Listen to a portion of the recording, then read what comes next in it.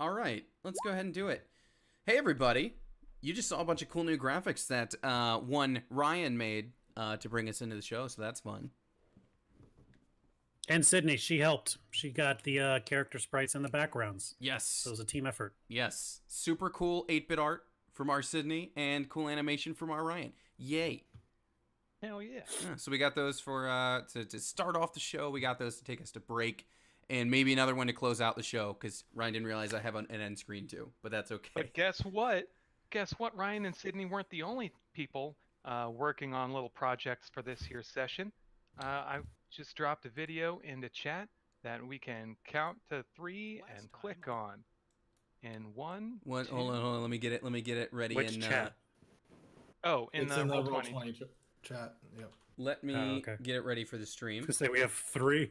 Is this just like a supercut of like all the times we were stupid and awful and all the bad rolls? Oh my god. Yes. We'll find out. Yeah. Well, this art looks familiar already. Yeah. All right. So on 3, is that the move? Sure. 1, 2, 3. Last time on Aberrant Empire. We'll be praying for your safe return. We've not had anyone go down there in over 100 years. And when he went down, he never came back up. What is down there exactly? You'll know it when you see it, because you're gonna feel like crap when you get near it. You said So descriptive, someone DM. went down about 100 years ago and never came back. Why haven't they come back? His name was Brogdi Barrelbringer. He was a wizard of sorts. He took it upon himself to see if he could master the lost art of managing the Soul Forge. The clanking of metal as you're just going down the shaft begins to sound like war drums. It lulls you into a trance after a while. Audra, you're filled with visions of lowering your sister into the ground. Anwar, you have visions of Bjorn just pounding metal into shape. Hunter, you feel the vibrations of the ceremonious drumming you heard while you were getting your tattoo in Berserkshire. Chimera, you get filled with these memories of sword drills that your mom hired somebody to put you through. 1, 2, 3. 1, 2, 3. The lift reaches the bottom. The air starts to grow hot like a sauna. An iron gate separates you from a large open cave of volcanic rock with streams of lava flowing through. Immediately in front of you, almost aggressively so, is a stone statue of a dwarf in full plate armor. Upon the shield is a message carved in dwarven script. Turn back now. I have been chosen. I am the guardian. This magic was not made for you. Anatar will reveal when I can bring fire to the people. This is kind of crappy, if we're being honest. Kind of surprised this is the first thing that we see. All those pieces of armor and hammers and everything, they start to rise up. I jump up and like pull the sliding gate back down. I want Echo Chimera to turn and just like look at the whole party, mainly like Chimera Prime, with this look of, what the fuck? Her heels are dug in, and she's like getting like pushed back. Four you're break apart into different pieces and go through cool. all of the different cracks and end up That's on honestly the super other cool. side. So when everyone's like, oh, cool, oh, that's so neat, Omar's like, ah! Like, what happens is he winds back, and there's a little bit of a current that charges in his gauntlet. And the thunder wave just shoots the armor and the hammer into just like all sorts of directions. Technically, you guys aren't even in room 1. Yeah. Room 1 came to us. Which one are you aiming at? Oh, it doesn't matter. Oh my god. Doesn't matter. I'm supposed to be good at this. Hunter. He got a nat 20 on you. And That's cool. Blood flies out from his cheek and just ignites, and just this blast of flame spews back. it just melts and just falls to the ground. That's one way to do it, huh? All right. We're in it now. I destroyed the one there, and then this one here, I'm gonna take a step forward and just like try to shove it to the ground. A Nice. long whip of electricity is going to just erupt from his hand, and he's going to throw it. And as electricity courses through its body, it's just demolished. Audra, you want to try to finish this thing off? Absolutely. But I can't! Well, you can't. Give it another shot. See about hurting something without it hurting me first. There we go. See? I can do it. I can put my back into it. You shoot an arrow straight through the helmet, and it just collapses. Going over to these pillars, you notice that Probably need to there flip is 2 of a those. dwarven script written out. You notice that there is a pile of bricks as well as a little chisel next to them. A rainbow bridge goes across. I know this is just how dungeons work, but I do like to imagine, like, and if they wish to go to the bathroom, they must first solve the brick riddle. Anwar's gonna like get close to the ground. What is this hard light? Chimera's walking next to him with her hand on his shoulder because homie's writing and drawing on Rainbow Bridge. First of all, your armor's acting up in weird ways you've never noticed before. But also, you notice that Hunter's feet are not making a single sound. And Chimera, for a second, your eyes kind of roll back. Your eyes are replaced with yellow wolf eyes. As you reach the other side, above the roaring sound of volcanic rumbling, you can hear the pounding of hammer on anvil. We probably shouldn't be here too long. No, we should probably definitely keep moving. You know, before we grow like a tail or something. No offense, Hunter. What you see is a large opening into a huge forge with lava running through it. On the far side, you see a giant dwarf, easily 15 feet tall, brass-colored skin and a mane of fire. How did you get past my guardians? You see a big cage with 4 regular-sized dwarves inside, each looking thin and malnourished, also with fiery hair. What's with your guests over there?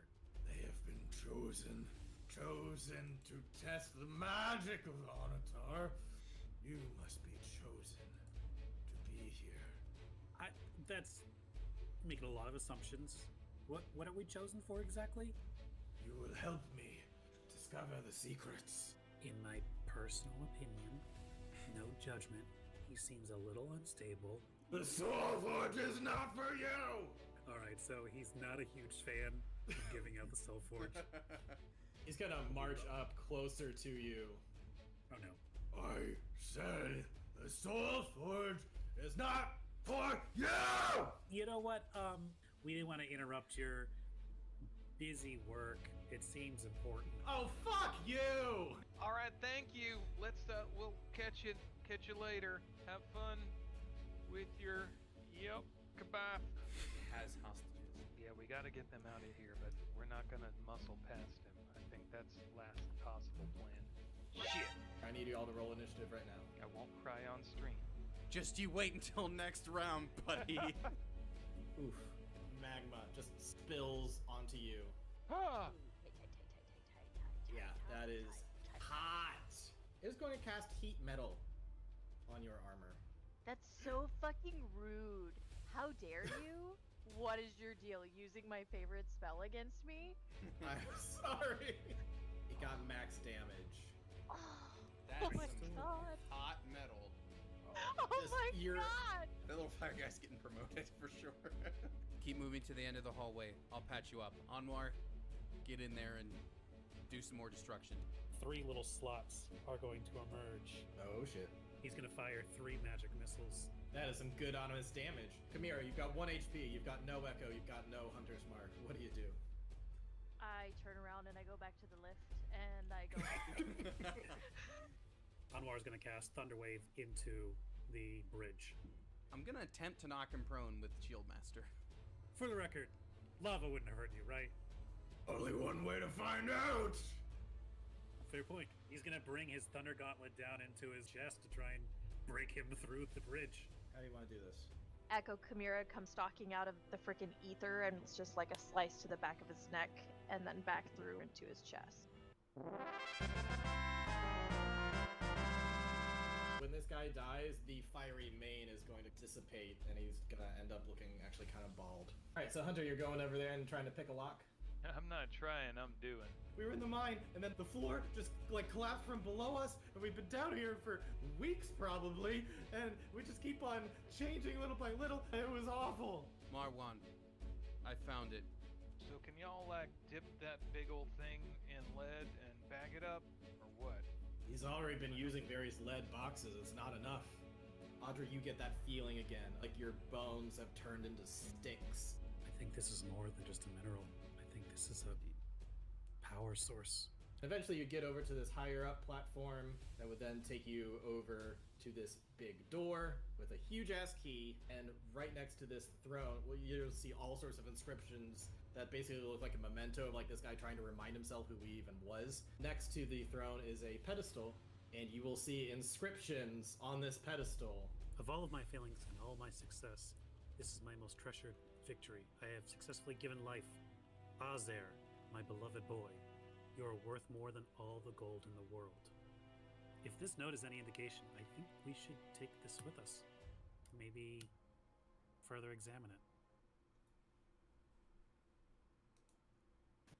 it. Yay!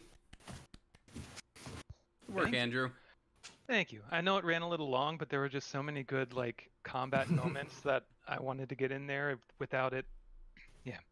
Hey, My it's favorite's definitely the, while you all think it's cool, I'm freaking out! and it's a good proof of concept of like, I know you wanted to do like, you've been wanting to do abridged episodes like forever, Mm-hmm. but it was Yeah. cool. I also noticed I'm 100% wearing the exact same outfit as These last are the last- time. Oops. Yeah, I almost put on the same thing today, and I was like, wait, maybe not. I do Oh, well. try to think of like, did I wear this shirt on stream last Monday? I do, Yeah, I I think didn't. about that Sorry. every I once don't in a think while. about that at all. Clearly. And I did like, it was like, I feel like it was like an Adult Swim style line, Andrew, when Hunter was like, all right, we're leaving. Good luck with your, yeah, we're leaving. Yep. I can Goodbye. hear that in like a Squidbillies or something. Yeah, Thank only other thing I would want I to like add. the Go ahead. I was gonna say I like the oh we should go, and it's like, you fucking assholes. Yeah.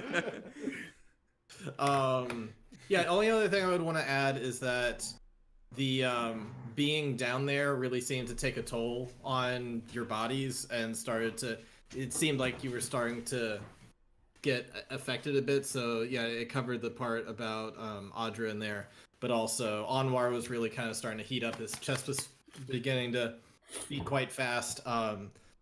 Chimera was kind of getting blurred vision from different timelines, and Hunter was just starting to get like really pissed off, just like really annoyed at everything. So with that, we will go into tonight's episode, the last episode of the first arc. So rising up the lift, the toll this adventure has had on your minds and bodies catches up with you.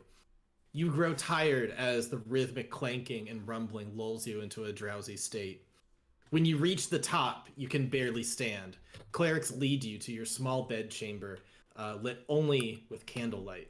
They help those who need it out of their armor and ease you onto your beds as you begin to shiver. They wrap you in wool blankets and whisper prayers of healing as you drift off into deep slumber. During your rest, each of you experience vivid dreams. We are going to start with Anwar. I can either read this for you, or if you would like to read it, or we could kind of share where you read it, but if there's any NPC dialogue, I'll read that part. What would you like to do, Ryan? Let's do the latter. Okay. Let me just copy and paste this into a note real quick, and then I will share that with you.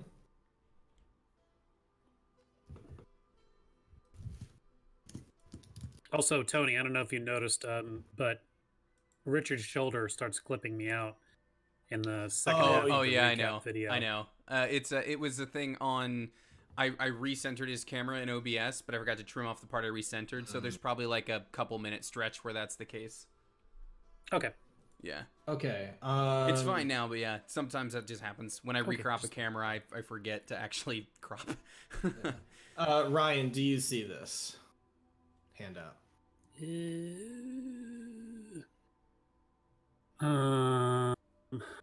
Should just say Anwar's dream. Anwar's dream. Can you You share with awaken all of with us, a holy Richard, so I can show it too? I think it's better if we just read it rather Okay. than, or yeah. I don't want you guys to be able to read it. Just Okay. just him. So whenever you're ready, we can get started. I will read the parts in bold that are in quotes. You travel up a steep, snowy mountain. A cold wind hits your skin like 1,000 tiny daggers. You're holding a flame in your hands, trying to keep it alive. But when a strong gust of wind and snow hits you, the flame goes out.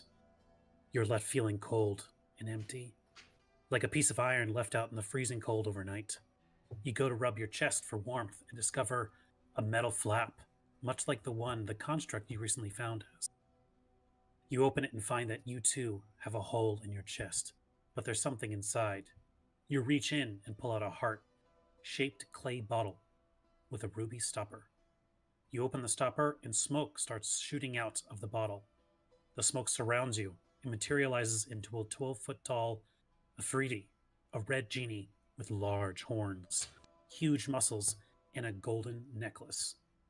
His mere presence warms you. He looks down upon you, and in your native primordial tongue, he tells you, Behold, I am Aganazar, the flame that burns deep within, the spark that ignited an ancient and powerful lineage. He raises his arms. In one hand materializes a scimitar made of the finest steel, and in the other, a line of flame shoots straight from his palm 30 feet into the sky. It is a false choice, young one, to decide between the two. He brings his hand together and places the scimitar into the flame. The flame wraps around the blade until something new is forged, a blade in the shape of a scimitar, but made purely of flame. He turns the flame blade around and shrinks it down to your size, and he hands it to you.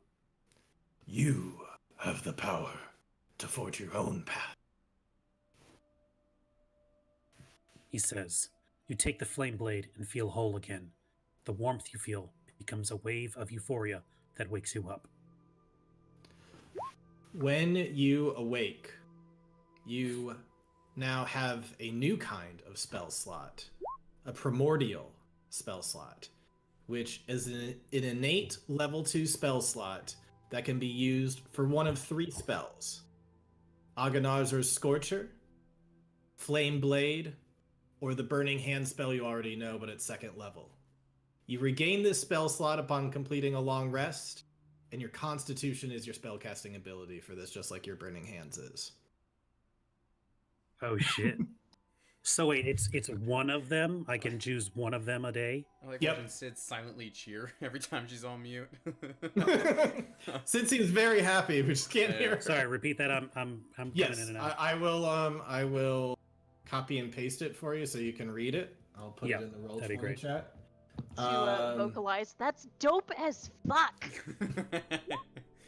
So yes, you have a new primordial spell slot. I apologize for how complicated this might be putting it in roll 20. But with this spell slot, it's an innate level 2 spell slot. You don't need components or anything. You can just do this because of being a fire genasi, just like your Burning Hands. And you can use that spell slot for one of 3 spells, either Aganazar's Scorcher, Flame Blade, or Burning Hands at 2nd level. Dope. Dope. Is that first Fucking one? cool. Is that first one from a newer book? I don't recognize it. Aganazar's Scorcher, that's from Yeah. Elemental Evil, I believe. Oh, okay. Not exactly a Sounds new right, book, actually. but not But the point. It's maybe basically a like a- lesser-known one. Or lesser. Yeah. It's like a line flame spell. It's Yeah. pretty cool. All right, cool. In D&D lore, Aganazar is like some wizard, but he's reflavored for this Gotcha. world where he is a That's, ancient genie now. Elemental Evil's like that's like early release 5e, yeah? That's like pretty early on. Yep. So next is going to be Hunter, which I will give you the same option. Would you like me to read it, or would you like to kind of share off reading it and I'll just read the NPCs? Yeah, we can share. That's fine. Okay, let me just put this in real quick. I think all the quotes will be in bold, but if not, then we'll just, look at the quotes themselves. Just making sure I got everything. Okay.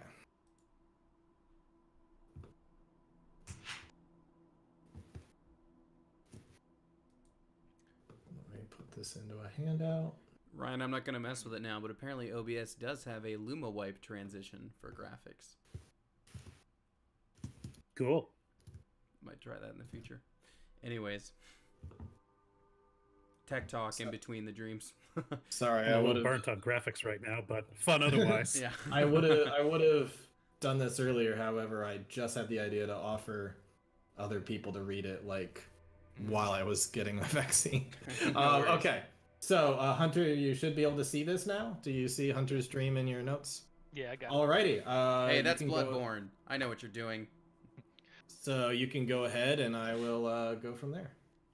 You're back at the orphanage, leaning against a wall in timeout while other children play with blocks and dolls. A woman with brown curly hair and glasses walks up to you. Hunter, your father is here. He's come to take you home. You enter the front office and see a well-dressed tiefling in a form-fitting suit and crocodile boots reading a scroll intently. He looks down at you and shrugs. That's not my kid. He casually says to the woman. Flash to a kitchen, shaking wildly, as if in an earthquake. The silverware and glasses are rattling. The cupboards are banging open and Sorry, closed. it's supposed to be cupboards. The cupboards, I was like, cupboards? Yeah, Alright. The cupboards are banging open and closed. Candles are flickering as a preteen hunter yells in deep tones. Caleb holds his arm out to protect his crying wife. That's enough, boy! You cut this out right now! Flash to an office with so many bookcases it looks like a library. A tiefling woman with black eyes and purplish skin, dressed very proper, sits in a leather chair. The key, Hunter, is not to suppress your abilities, but to channel them. If you don't get a hold of your powers as they continue to manifest, you could end up seriously hurting someone you care about. Flash to yet another kick to the stomach from the tribal human woman. Again! She exclaims. Your fiendish blood boils, and in a fit of anger you retaliate with a spell, setting her on fire. She screams in agony as she drops and rolls around to put out the flames. You stand up immediately, in horror of what you've done. From behind your back you hear a familiar voice, the voice of the tiefling who shrugged you off earlier. He whispers in your ear.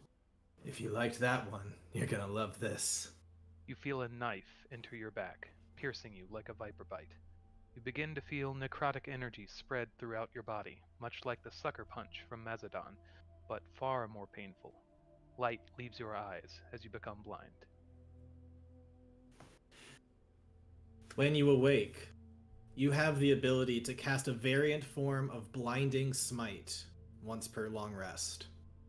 This version of Blinding Smite does not emit a bright light upon impact and deals necrotic energy instead of radiant. Charisma is your spellcasting ability for this spell. And I too would like a cutout? Yes, I will give that to you. More silent cheering from Sad. I love it. I just try to guess what it is you're mouthing. Most of the time, I can figure it out.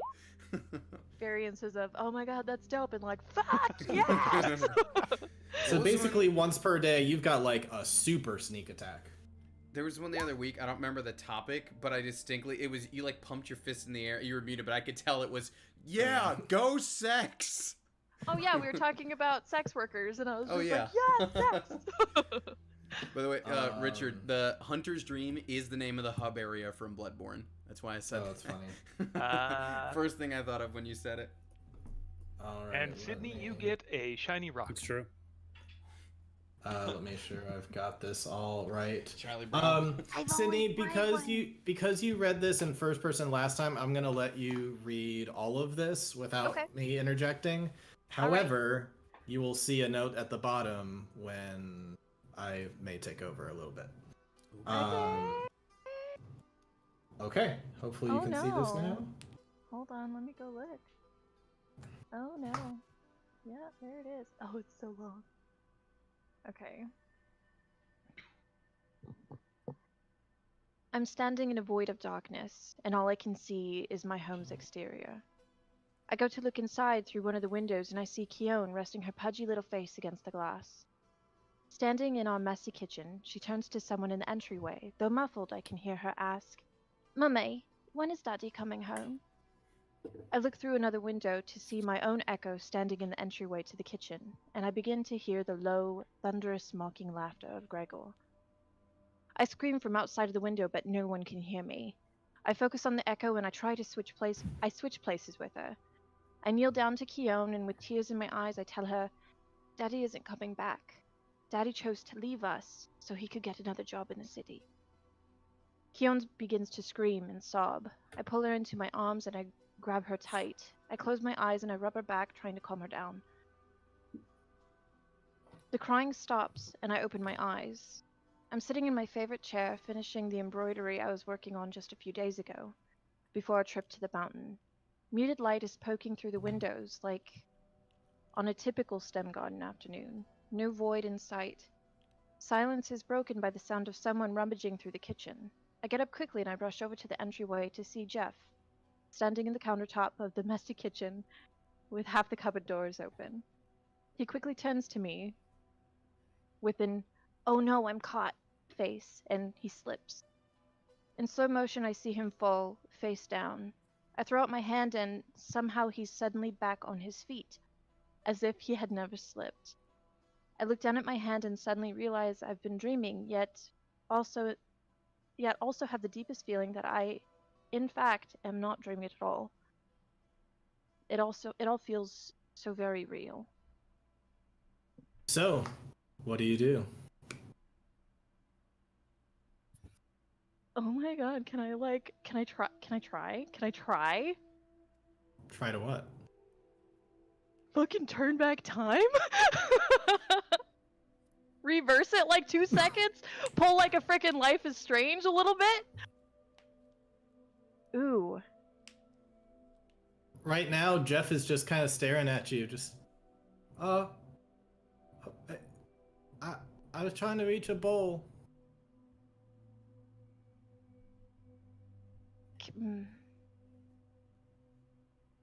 Can I go backwards again? Just out of curiosity, see if anything changes. Nope. I grab the bowl for him. Oh, thank you. And he's gonna hop down. Are you alright? Okay, just... I need some food. Of course, darling. I'll get you something. What do you want? Cheese. Go get him cheese. While you're getting him cheese, he's gonna look up you and ask, when's Keone coming back from the hiking trip? Did she go hiking, dear? That's what you said. Oh,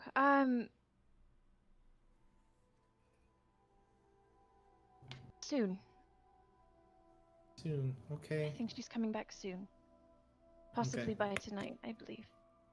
Oh, okay. And with that, everything's gonna start to get all fuzzy again and kind of fade out, and then you're gonna wake up. Damn it! I didn't realize it was Heartbreak Night on D&D.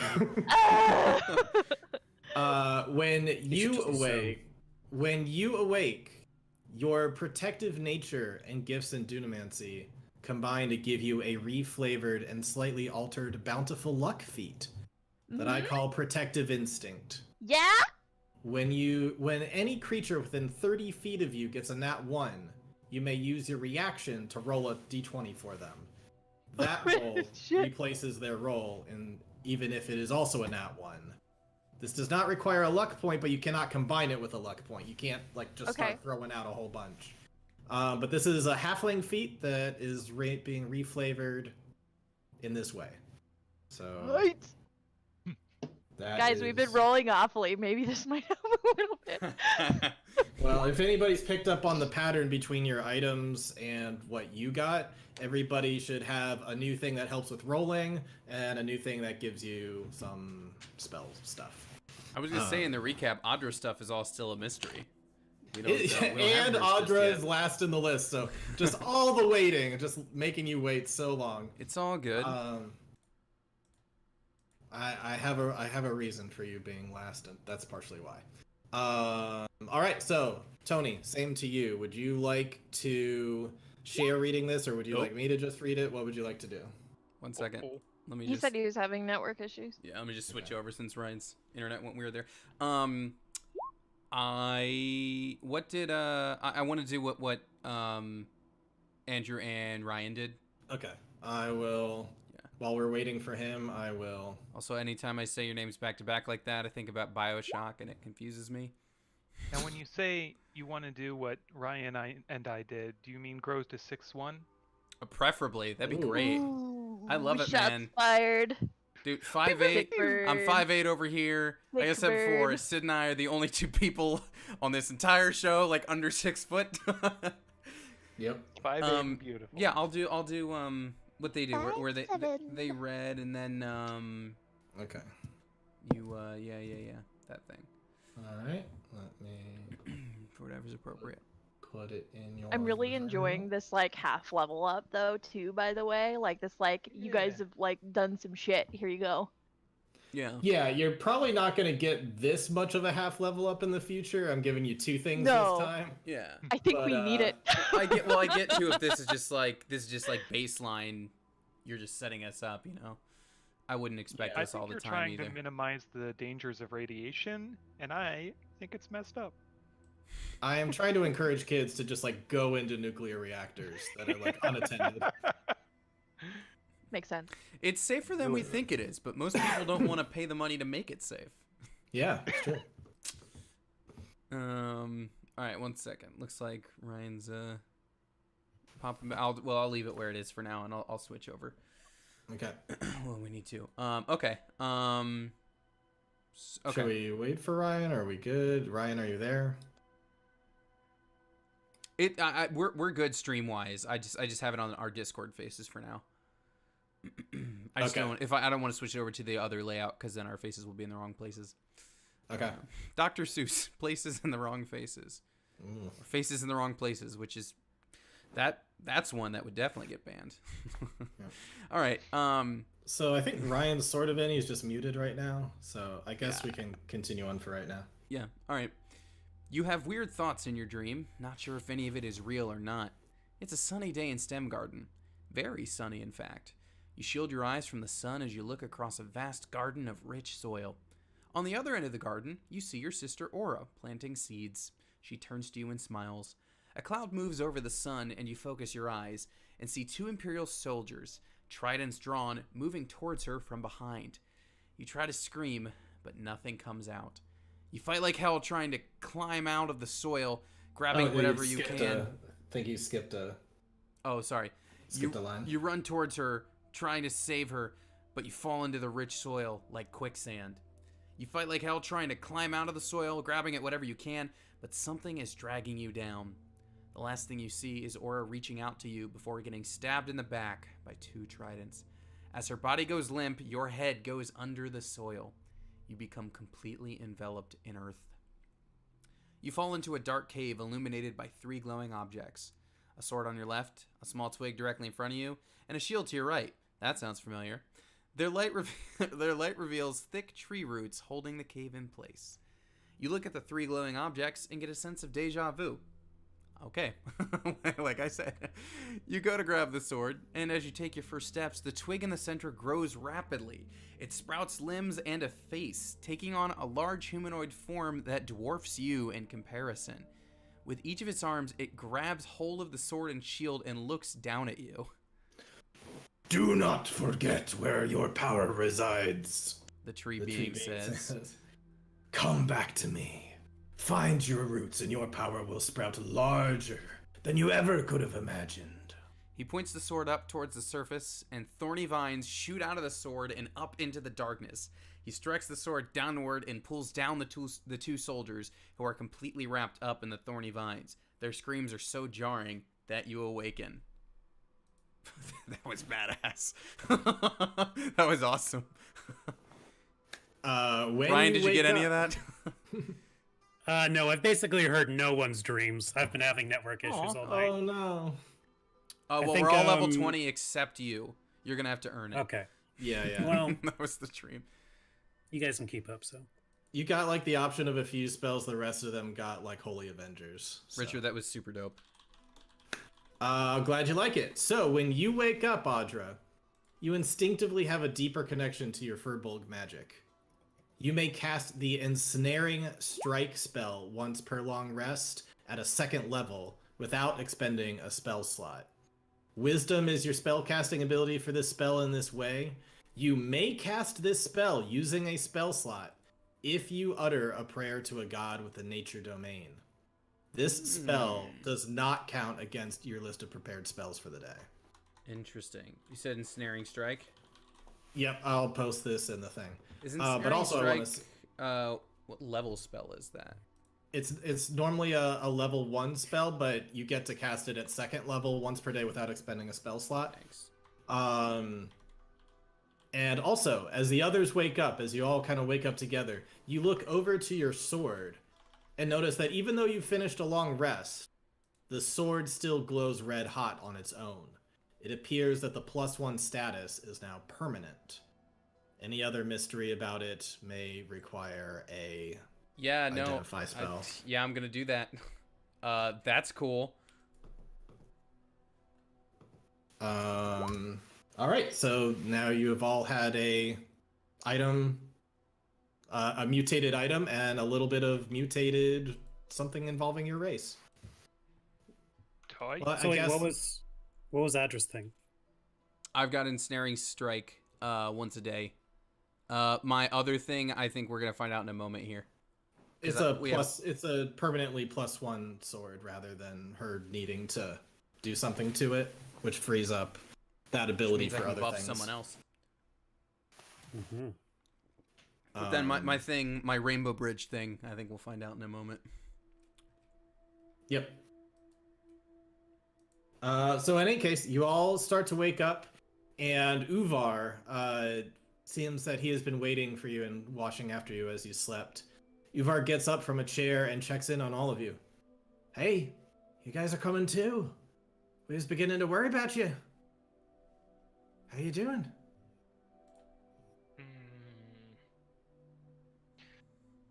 I'll feel weird. How y'all feel? Good? Like my bones have been hammered the way I hammer out weapons. All of you have completed a long rest and are fully healed at this point. However, yeah, there's still some residual. Ugh. Oh, they don't have a button for long rest anymore, do they? Or is it hiding somewhere? In D20? What? Yeah, and roll 20. It's at the top. It says long rest.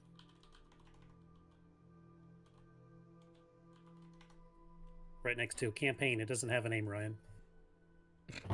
Oh, that he's not in D&D Beyond. He's just in Roll 20. Yeah. Oh, then no. It might be on the sheet somewhere. I don't remember. Just make your HP the max. That's Yeah. all you need to do. Okay. Yep. Thought that was odd. Have you got something to say, Chimera?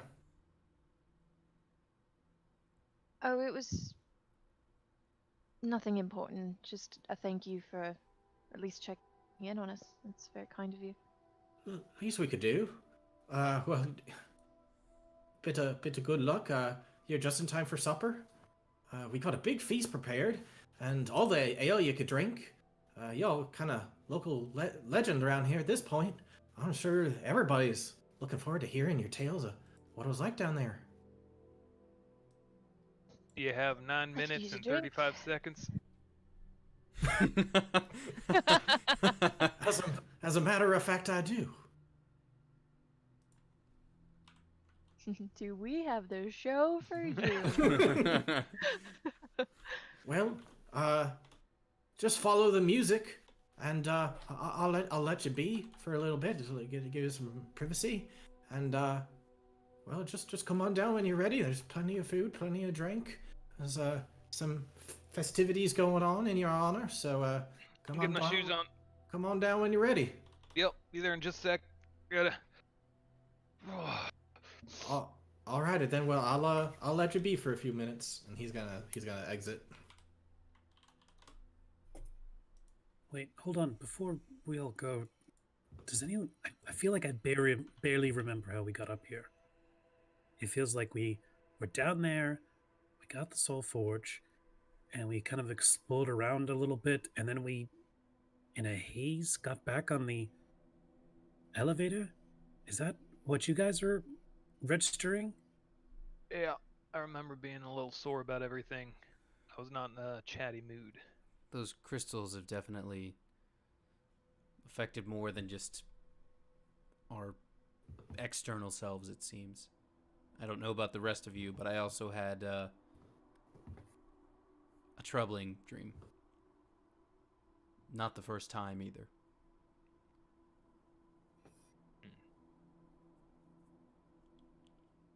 Yeah, it feels like being down there might have awakened latent abilities, or I'm not entirely sure.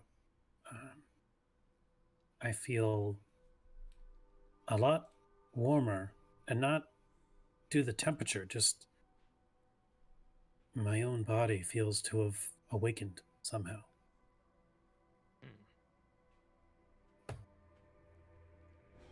Could this be a side effect of the Soul Forge, or the pressure?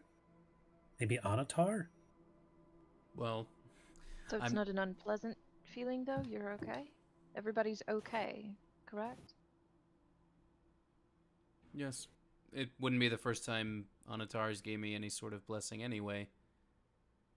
If anything, it just leaves me very curious. I need to check something, actually. Hunter, you found there was a carving or a totem, right? Down there that I was going to take a look at today? Oh, I have it here. Yeah, the little Oh, you have it on. Yes, dragon thing. I did want to check that out.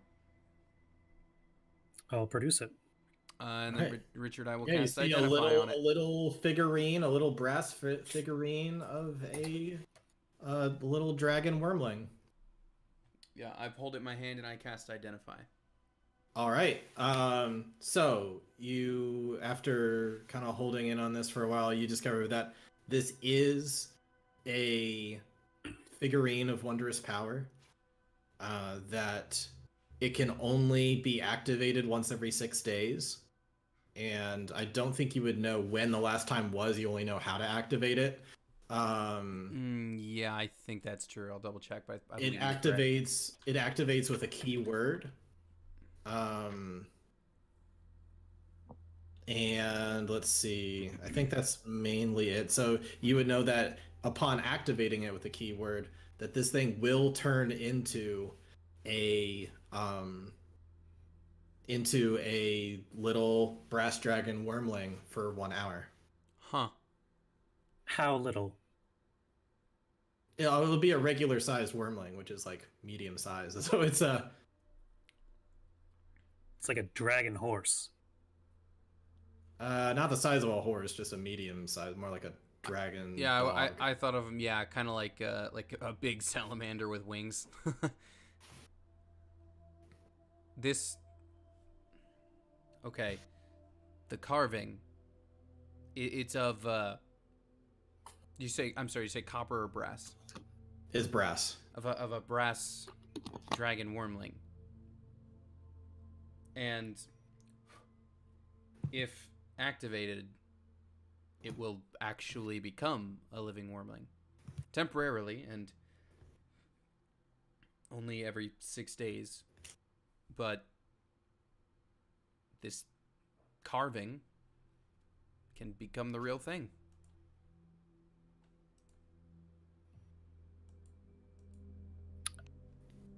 How does it work exactly? Does one person need to attune to it, or is there a password, or do you just point it to the sky and scream a word? Does not need to be attuned. Does have a activation word. And was I able to? Did I learn that word as well, Richard? I'm not sure if you did, but there's only one word you've really seen associated with it. It does have a name. Oh yeah. Okay. Well, and she's holding it. We could test it, see what happens. Let's We not not do that here. Right, perhaps not indoors. Good call. Yeah, there's no telling what it's going to be like. You're not able to sense that as far as, is it friendly, is it not friendly, is it hostile, is it indifferent? You have no idea about any of that. All right, not here. Another time. Especially if we killed its master. Its father, maybe? Wasn't he referring to it as his son? Well, Father? maybe in a creator's sense. I don't think he sired it, but Well, obviously was- not, but that's still a connection right. that we may have been kind of key on severing. So, We wait on that for now. yes. We should also be wary of when we do activate that guardian, considering how it made us feel and how it's changing us apparently. I'm a little concerned about what's going to happen when we put fuel into this construct. Well, if the runes do as they say, it's supposed to contain the magic of the Soul Forge while fueling the being itself, so we'll definitely have to be careful activating it and inserting it, but otherwise, it should work. Richard, was this intended to be the thing that you were giving me, or is this just a party item? Oh, that's a party item. Okay. The sword is your thing. Cool. I do also want to cast Identify on my sword, just because she is going to be curious as to what's up with that. Yeah, the And sword I'll that maybe you've had some hint at before, just through your experience of like when you first activated the sword with your own abilities for the first time. Your sword is now semi-sentient and carries the memory of your sister. Okay. Is that a piece of her soul? Hard to tell exactly. Depends maybe on what your beliefs are. But at the very least, it is embodying your sister in some kind of way. And being semi-sentient, it has a desire to aid you specifically. For anyone else, should they ever get to wield the sword, it's actually a -1, not a +1. Cool. Well, I guess if people are, because she would check the sword privately as opposed to the totem in front of everybody, and she'd give the totem back to Anwar. I mean, if anybody looks over, she's probably her stern exterior maybe cracks like slightly upon learning that, upon identifying that, and then turns back around. Yeah, it's good. It's a strong sword, well crafted. I did well. Why did your voice change? What? I've always You're sounded doing like something this. funny with your voice. No, Nope. you didn't. I've You always. didn't, like what, 5 minutes ago? Shut up. We should be going back, right? We have what we came for. Oh yeah, but we got this party to attend. It'd be rude to just not show. I suppose. Plus, some of them drinks might help loosen these sore muscles. Am I right? As long as we're back You in are right. time for our initiation. She looks over at Chimera. I'm having a drink before I leave this place. Initiation, I know. On the off chance that there are more changes due to this place that are going to affect us, we might as well just stay for now to make sure nothing else happens, like growing a tail or something. No offense, Hunter. All right. It's like the third time now. That's Now, gotta is be something gotta wrong be with the my new tail? Dickens puking. It's just gotta come up every time in every episode somehow. There's something wrong with my tail? Because last I saw, it's looking lean, it's looking muscular, it's looking good, and it's counterbalancing. It's a fine tail. It's a very It fine is. tail. That's I right. just don't but think thank the rest you. of us pull it off. Excuse me. Stop talking about my tail. My face is up here. Oh, all I'm right. messing with you, kid. You're funny. I like you. All right. So I guess we head into the hall. All right, yeah, you'll head into a great hall. It kind of it gives you like Harry Potter vibes, and like there's just like candles lit all over the place. I guess they're not floating like Harry Potter though, but there's chandeliers with candles all over the place. I mean, there is fire burning all over. It's nice and toasty in there, which actually helps given how like cold the mountain should be otherwise. And you just see long rows of tables of people. Gathering around, feasting, eating all sorts of stuff. There's plenty of goat and boar. Those are like the main dishes going on. And just all sorts of other, you got like different kinds of stuffings and all sorts of stuff that's scattered all around. Giant barrels of ale that people are just, pouring a tap from. All sorts of stuff. There's various games going on that you will see. It looks like there's some drinking games happening. Over in a corner, there's some axe throwing with some targets. There's some arm wrestling, and there are some fireside chats. And then also you will notice over in one corner, there's a circular table with just 4 chairs where each of the 4 people you rescued are kind of huddled around, just kind of eating bits, just trying to gain their strength back. So where would you guys like to go in this party?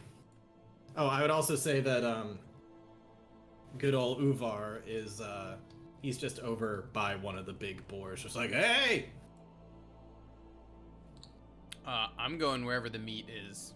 Adra's gonna chow down. Alright, Audra chows down. What's everybody else doing? Hunter turns to Chimera and says, race you chugging a beer and then head over to the axes? All right. Yeah, We're gonna go 2 out of 3. All right. Alrighty. With a beer in between each round. All right. Each round? Yeah. Oh, darling. You're gonna try to kill me. It's gonna be a long night. We gotta pace ourselves. That's true. All right, we can set up a little mini game real quick, and then what is Anwar doing? Anwar's still pretty shaken from the dream and the journey itself. He's gonna get himself a drink, but he's gonna find somewhere kind of quiet and to himself, and one of the braziers with a flame, he's going to be kind of just contemplating and staring into it for a bit, almost like he sees something there that wasn't there before. Okay. So kind of going in order of who said they're going to do what. So, Audra, when you go over to the meat, you're going to see a few clerics be like, hey, open up a spot, all right. And so when you sit down, they're just like passing you plates and stuff. They're just like, so, you got to tell us. Yeah, I mean, we didn't bring it up before, but we got to know. You're a frickin' furbolg. How do you end up doing that? I thought you were all like nature people or whatever. It's like everybody's free to do their thing. We got a few humans here after all, but like, I just gotta know how'd you get connected with Onatar? This is like seeing some kind of miracle. I've always carved my own path.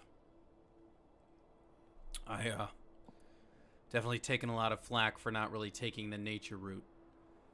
But forging your own path.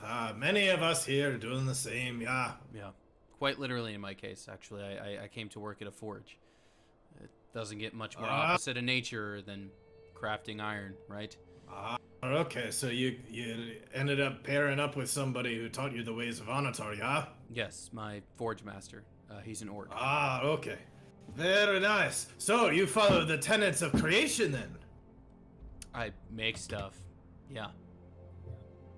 And they just kind of look at, she doesn't know. She doesn't know the tenets of creation. Well, we gotta tell you. What? The more that you can serve your god, the more powerful you may get. Uh-huh. If you're already blessed, then maybe you just gotta learn some of the teachings. Maybe your blessing will continue further. Well, the teaching I've had so far, I guess, has been sort of secondhand or, more casual. I'm not... we gotta tell you. He puts his arm down on the table. Listen, there's 3 things you gotta know. Uh-huh. First of all, think before you build.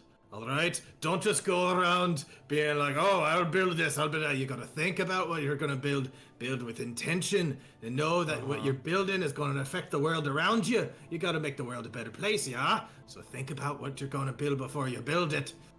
And number 2, you gotta create with care. No half-assed jobs now, okay? You make it perfect. Put the work in. You gotta create with care. And thirdly, you gotta take responsibility for what you create, okay? You can't just go around being like, oh, not my fault that what the weapons I made are now killing innocents. Can't be doing none of that. You gotta take responsibility for what you create. Are you hearing me? I'm hearing you. And she's actually gonna draw out her sister blade and like lay it on the table.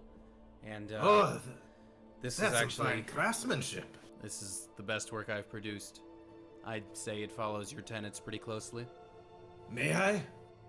Sure, just careful. It's more special than any look normal at longsword. that beauty. Mm-hmm. What do you call it? Every good piece of work's got a name. It's a sister blade. Sister blade. I love it. And they're gonna get you beers. They're gonna do whatever it is. Just having a good time with you. Cool. And we'll cut over to the axe throwing and drinking. So first drink, you don't need to roll anything. It's just one drink. And you can go over to the axe thing. So both of you can make a ranged melee attack, or whatever they call it. Is that strength or dex that you use for a ranged throwing axe? Dex. Dex. Okay.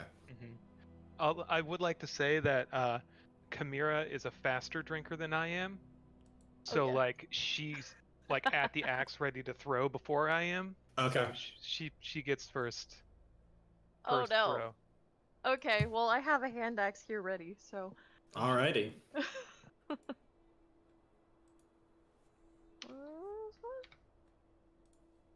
You rolled 2 nat 20s before the session started, please. Close. All right.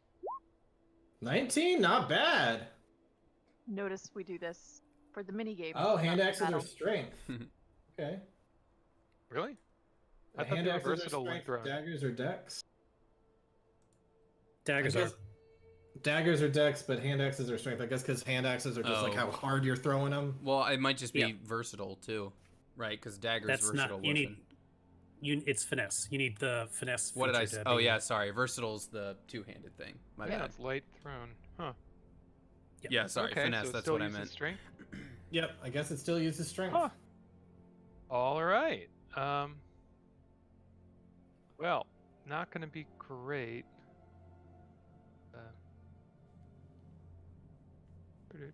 I guess I would allow you to throw with dex for accuracy because you're not too concerned about hitting it hard. You're just that's trying cool. to. I'll play by the rules. I'm assuming I'm proficient.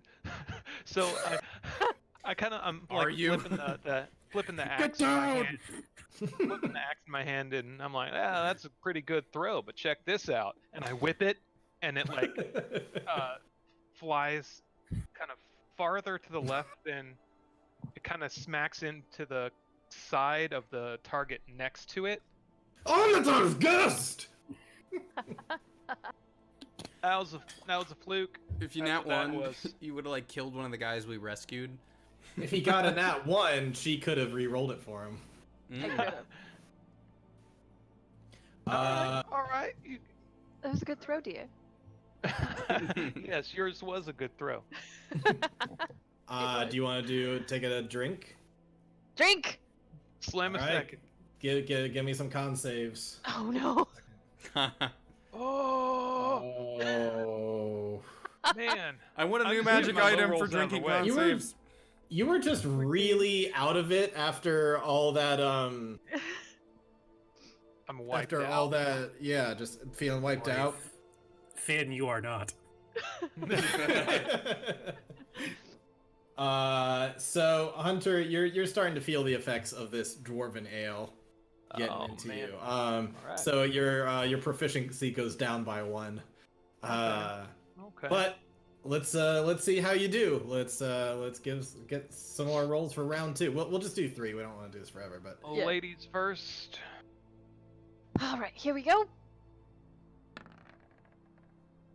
Oh dear. It's all You're gonna get us falling kicked apart out. now. alrighty. So it looks like Hunter's winning that one. Turns out what you gotta do is you gotta aim at the target. So I'm learning as I go. Both eyes open. Both eyes open. Rock into it. All right, you both taking another drink? Yeah. Is this Alrighty. tied up now?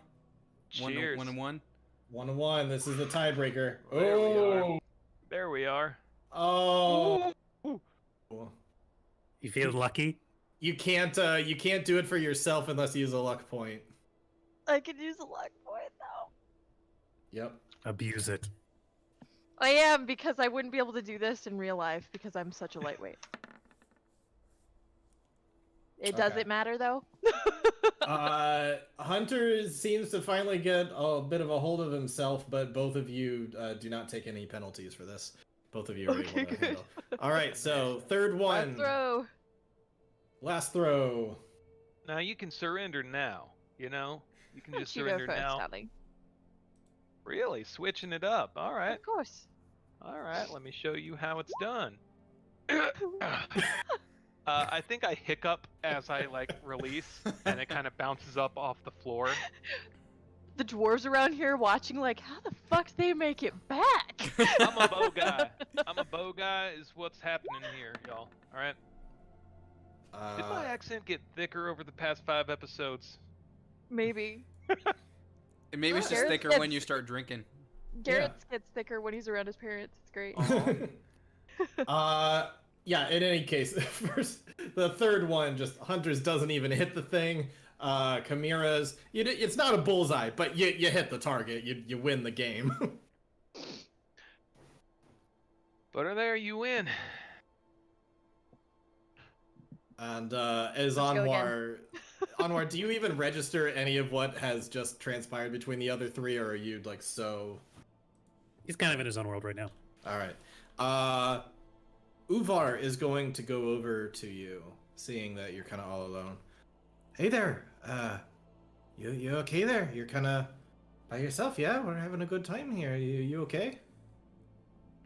Oh yeah, I'm fine. I'm not really used to the whole cajoling thing, partying after a successful journey, I suppose. I'm still pretty new at this, and just happened? seen a lot. What happened down there?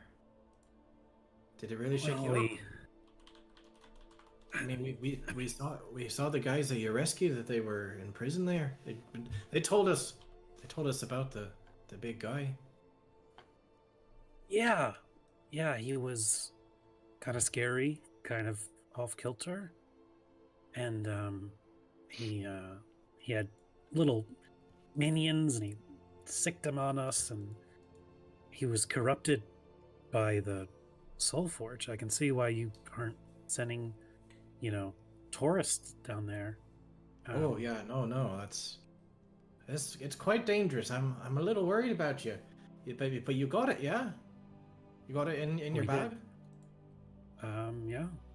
It's here. You're gonna be careful with it, because I'm kind of concerned. Concerned about what will happen if it gets into the wrong hands. Right. And I have to be very careful with this.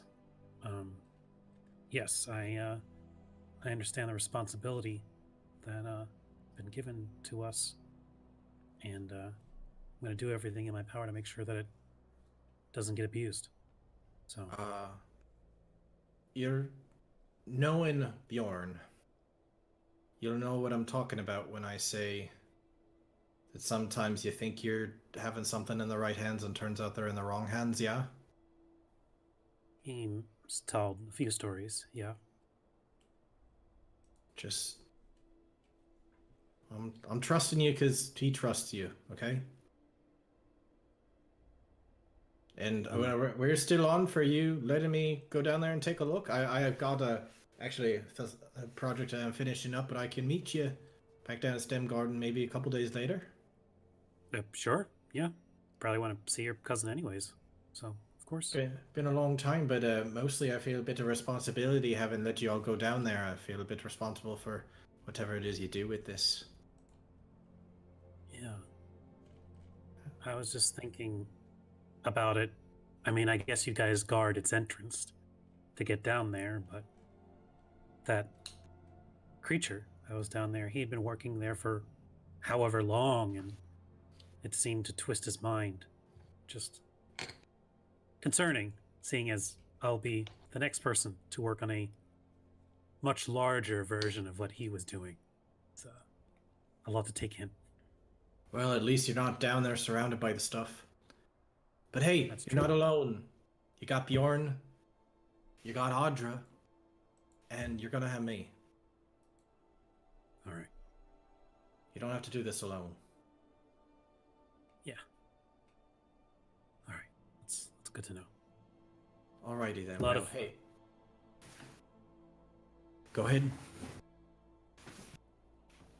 It's a lot to think about, is all. Learned a lot down there.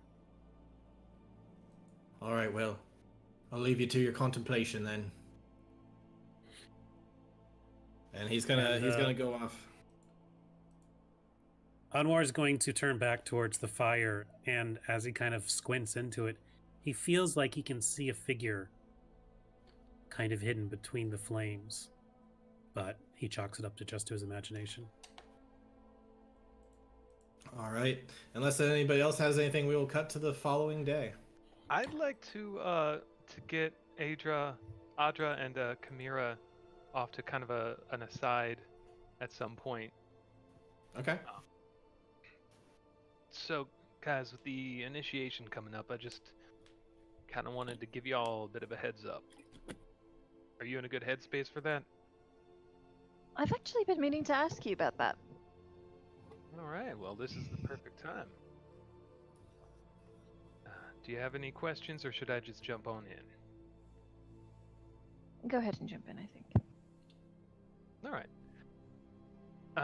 So something that's going to happen there is there will be some spells cast, and something you're going to kind of have to let happen, but they're going to ask you some questions, and they need to make sure that y'all are safe. You understand? Yeah? Yes, I haven't dabbled into it myself, but within Onatar's power is a similar spell. One that is used for asking questions. Yeah, and, I mean, and they're not making gonna sure get answers any are better. truthful. Right, yeah. Not about getting into your head, just making sure what comes out is, on the level. So, I just want to make sure you guys are safe. So just prepare yourselves for that. Thank you Yeah, for that don't want you to heads get up. blindsided. I was going to joke about entry via combat or something, but Oh hell, we can brawl if you want, but I'm a little sore. yeah.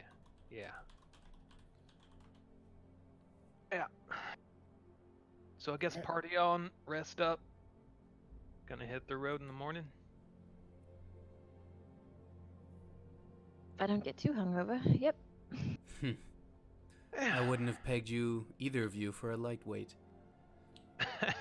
Well, the night's young. So am I. Let's roll. All right. Follows him everywhere, just like drinks. I think it flashes to the next morning where like Hunter kind of has the blanket over his head, just bundled up, walking like. Me every morning. Got it. I'm afraid alcoholism is a disease we cannot cure with a spell.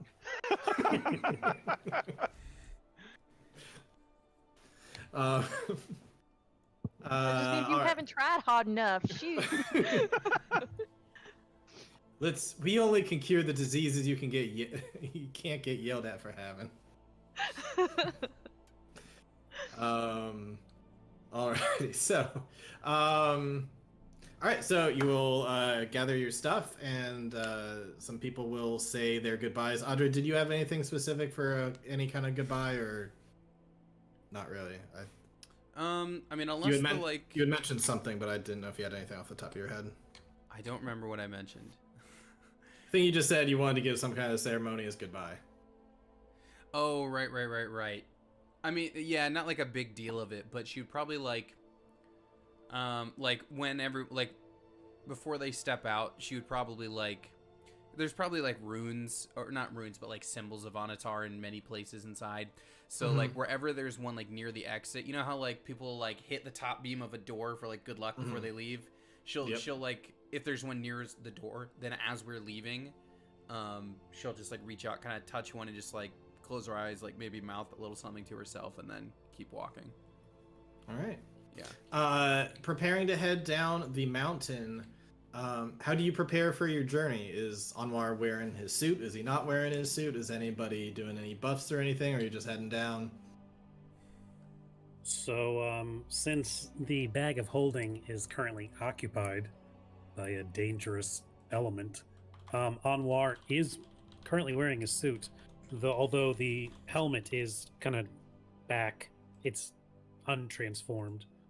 And he's wearing a large, like, snow cloak over it to kind of cover up a little bit. So he's not, like, you know, out in Tony Stark guns blazing, but he's still got it on, so. Okay. Yeah, all of you would have to get back into your full winter clothing as you start to head down. Anything else before we start the trek down? All right. Do we have anything just like in particular against asshole goats?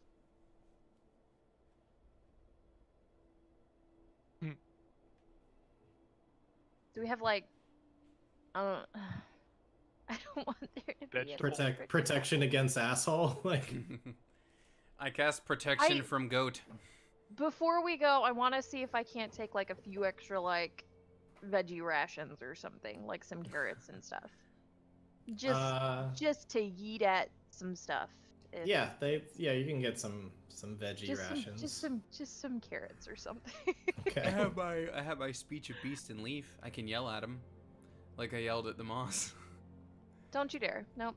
We made that a rule. You're not allowed. So. So Richard, we're all full. Not that I'm expecting any craziness going down the mountain, but we're all now fully rested again. Yeah. Yep. You're all fully rested. Everything else. Yep. Cool. Did I win anything gambling last night? I didn't realize you were gambling. You know, it was a long night. There was drinking involved.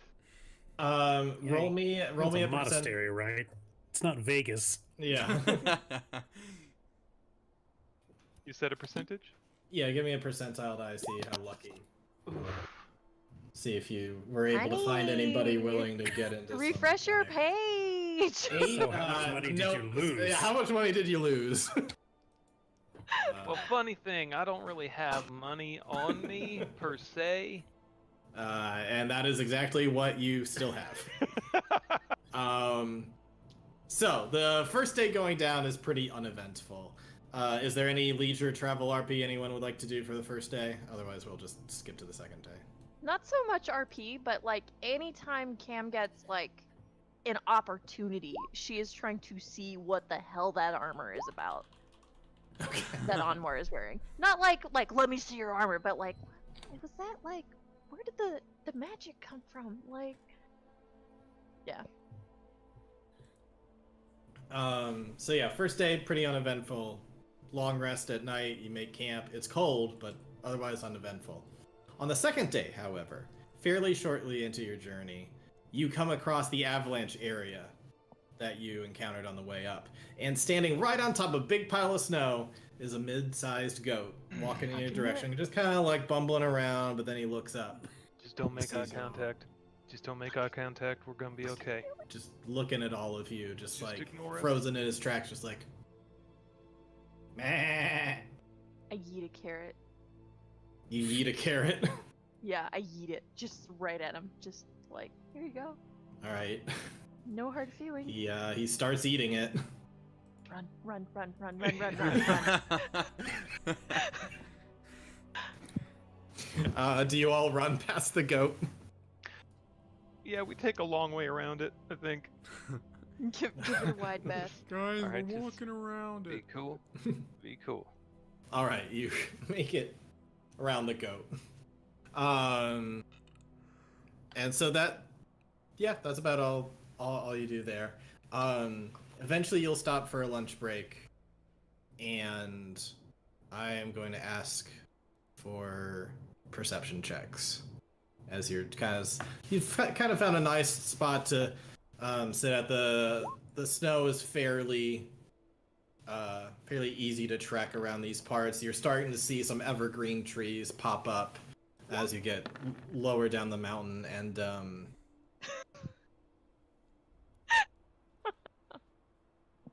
this fits really Thank well. God. Oh, thank God! You guys got higher than a 2 or a 3. Makes sense that the most perceptive people, Hunter and now Anwar, I guess you don't have advantage while the helmet's not on.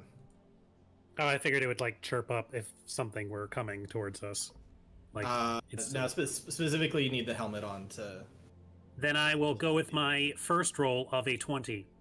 You just happen to spot it anyway. What was I gonna say? Hunter and Anwar, you happen to notice that up above on a cliff about 150 feet away is what looks like, you see a large muscular body that its skin color is kind of ice-like almost, very light blue. And you all also happen to notice 2 fluffy things next to it, and you see that this thing has a javelin, looking like he's holding up ready to start hunting one or all of y'all. How far away is he? He's about 150 feet away with the slope downward. Technically the range is 120 feet. I'm letting it extend to 150 for... It's going to be a disadvantage. He's probably not going to hit you. I'll throw hands up, yell, company. Hold it. Hold up. Hold up there. We're cool. Anwar's gonna go ahead and like hit his shoulder collar button, and then the shield's gonna like his helmet's gonna go back on. All right, what's everybody else doing? Upon seeing what Hunter did, what did Kamira and Audra do? There's a moment of absolute confusion of like, what are you talking about? And then kind of reaching for sword. Yeah, readying weapon at that. Okay. Also, muscle is getting ready. With that, you see Oh shit. there's Oh shit. a javelin, and it takes a while to get to you. So you got a second to potentially dodge Run. this. I have a feeling that it's probably not going to hit, but you never know. Here come the pocket 20s. Mm-hmm. Would be hilarious. Okay.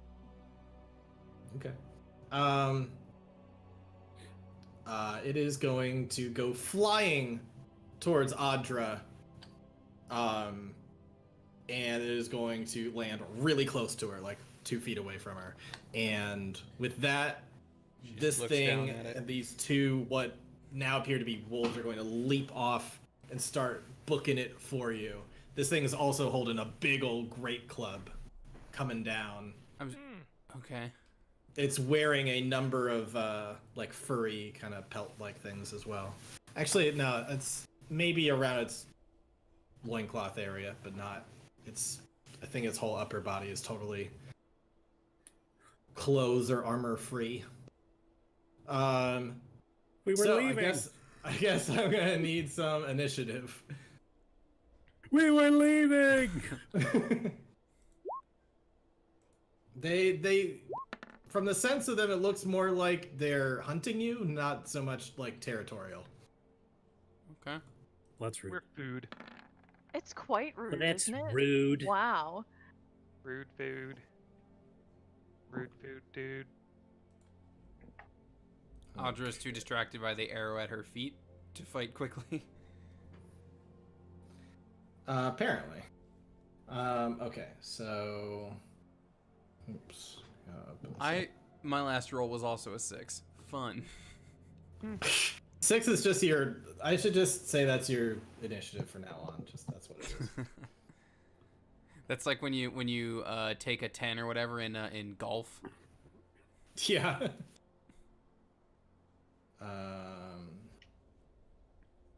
Chimera is 16. Did that advantage come in handy for you, Anwar, or is that what you would have gotten anyway?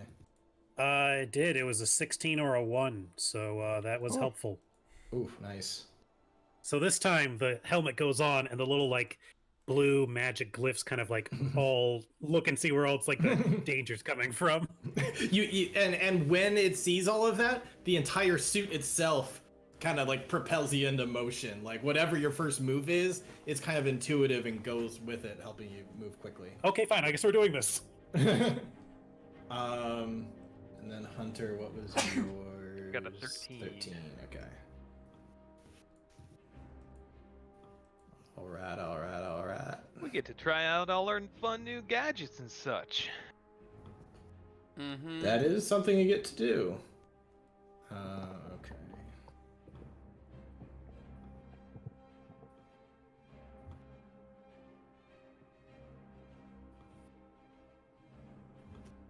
So they're gonna start running down the mountain, and Anwar, you were the first one up. What do you do? How far away are they currently? Jumping down after a round, they start moving really, really quick. They're now like 100 feet from you, rather than 150. Oh, They are fast. But you got some distance, yeah. You got some time to prepare anything. All right, then first things first, Anwar is going to activate his defensive field for 3 temporary hit points. Just like a little defensive energy blue shield, kind of like and then disappears. And then he's going to raise his hand and he's going to start taking aim. Are they running close to each other, or are they like splitting apart? The two, what now just by the size of them appear to be dire wolves, have kind of split off and look like they might be doing a kind of a round thing, whereas the big ice troll looking dude's just booking it straight towards you. All right, then I guess what I'll do is I'm going to prepare an action. If I can nail all 3, I will, but if not, I'm going to target it on the troll or the Yeti, and I'm going to have fairy fire prepared. So just kind of have that little grenade full of glowing orange embers on the base of his wrist ready. So once he's within range. So he needs to get within 60 feet, and then I'll fire it. Okay. Yeah, they're probably splitting off too far for you to hit all 3 of them, but if you want to focus on the main guy, then yeah. Alrighty, next up is Chimera. What are you gonna do while you got some time to prepare? Damn it, I can't echo and do Hunter's Mark. Well, okay, you could echo first and then we'll do echo first. And we're just kind of not charging, but kind of jogging forward to maybe meet them. Oh, like okay. A few paces. Both of us 30 feet apart. Okay. And maybe converging. Okay, good to know. Not like balls to the wall. We're running, but like maybe like advanced like a few feet. Okay, that's good to know because I was kind of wondering about your positioning.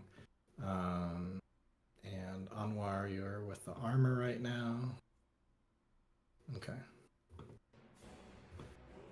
Alrighty. Hunter, anything you're gonna do to prepare while they're running up? You're gonna run towards them or stay where you are? What do you want to do? I put my plate of food down. I stand up, I get my short bow out and knock an arrow, and I'm going to bonus action aim. All right. How far did you say they were? They're about 100 feet right now. All right, sweet. Yeah, I'll crack a shot off at one of those wolves. Ooh, nice. So take advantage on that. Oh, you definitely hit one. That is from 100 feet is normal. Oh, is it? It's back to normal. Well, that Yeah, was your but first. That was your first roll anyway. So. Yes, sir. Yeah. So yeah, you hit. Go ahead, roll for damage. Do you want to say you took the left one or the right one? I imagine the left one, just so Chimera's not in my line of fire. All right, and I'll add sneak attack to that since I had advantage. And Nice Chimera, you said you wanted like 30 feet apart from your echo. Yep. Okay. The 14 damage on that that wolfy boy. 14 damage. That is some good damage. It doesn't bring it down. This guy's a beefy. He's a thick wolf. And you said the left, right? Yes, sir. That's a thick Right. wolf. Damn, Still, that's a it, thick wolf boy! You definitely hear a ow as you get it like right in the shoulder, and it definitely left a mark. Alrighty, this guy is gonna be running up, or I guess they're all gonna be running up. So sorry, I'm just needing to place you all real quick.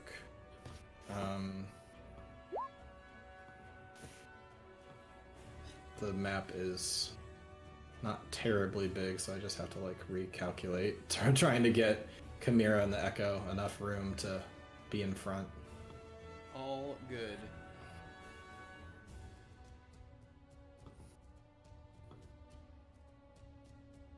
Oh, crap.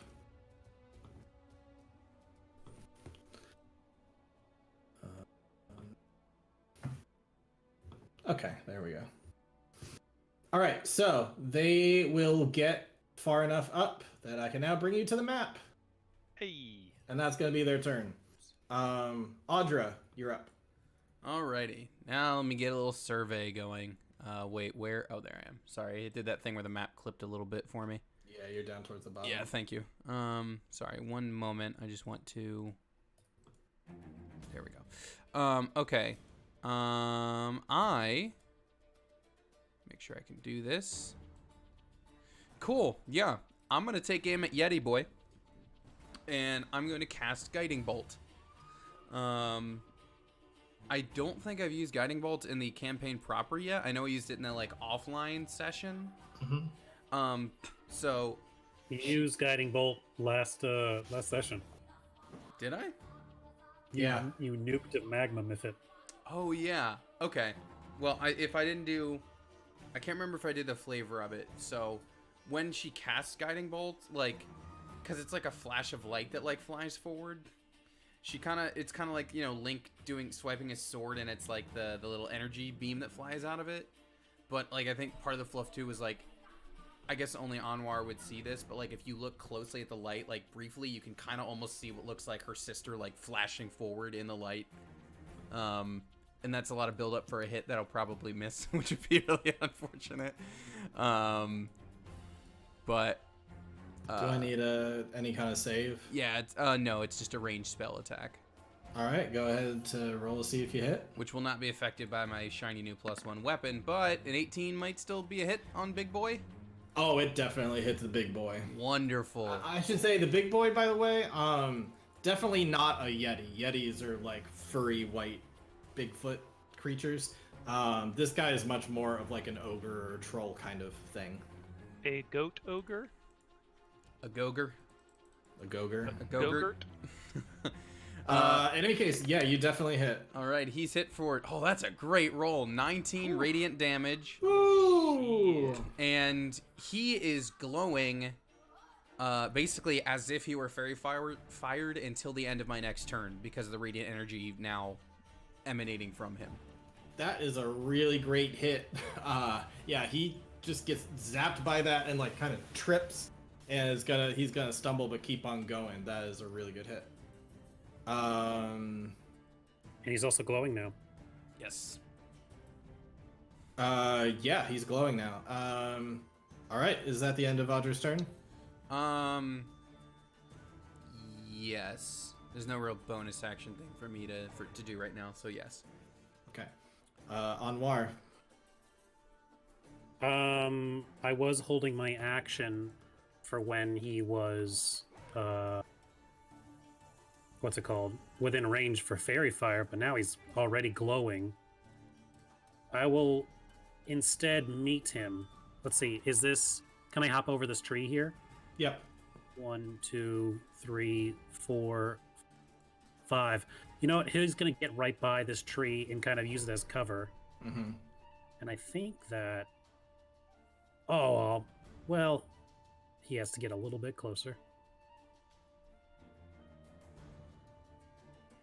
So yeah, now he's in range. Okay. And like running and kind of side jumping over the tree, he's gonna launch that. I think of it like the noob tube from Call of Duty, like that grenade that you fire Oh, off. yeah. So it's like boom, and then like right over him, it bursts and it rains down orangey glitter. I need a dex save from him. Oh, okay. Yours is better because it'll last more than a turn. Will an 11 work? An 11 will not work. So now he is disco fever, glowing light white and blue and orange. It's just fabulous, right? He's like, try and miss him now. And that'll be his turn. We have double You advantage dare- plus you, ultra you on dare him. say that. All right, Chimera, you are up.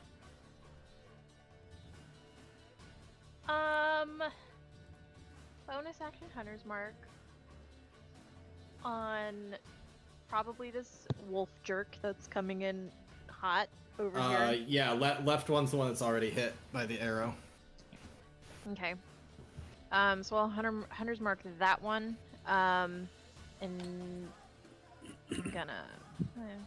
Yeah, touching your wolf brooch, you the wolf senses come in and you immediately smell blood in the air on that one. You're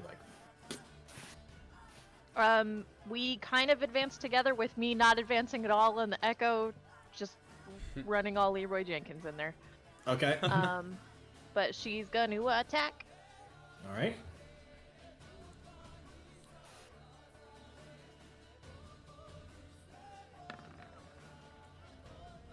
It- 15 hits. Yeah.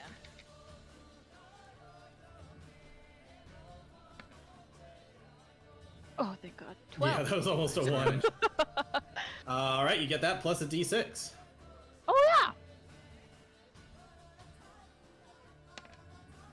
yeah. Oof, yeah, total of 15 damage.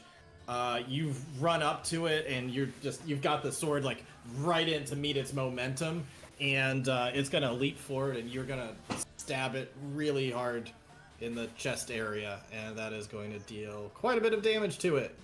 Still standing though. But after that, it's I don't know, it's pretty bloodied at that point.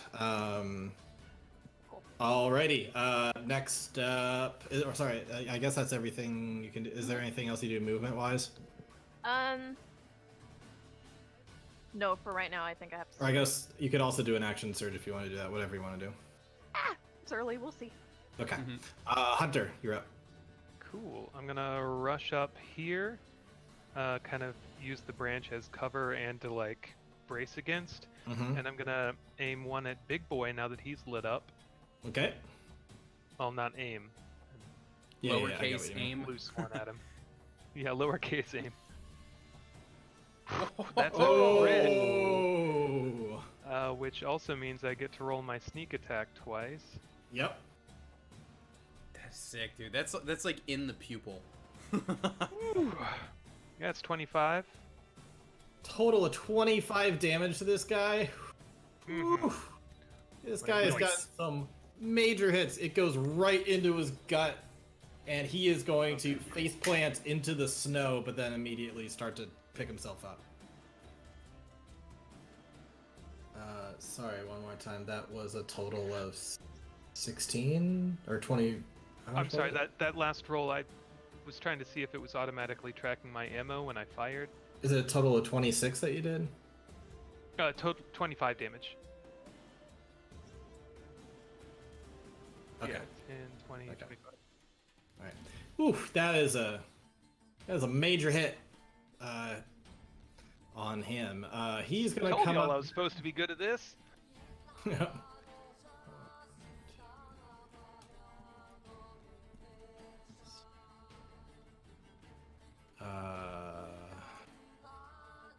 Let's see, just who's closest at this point. It's probably gonna be Chimera. I guess he could go for anybody. He's probably gonna go for Chimera. She looks like the biggest target near him.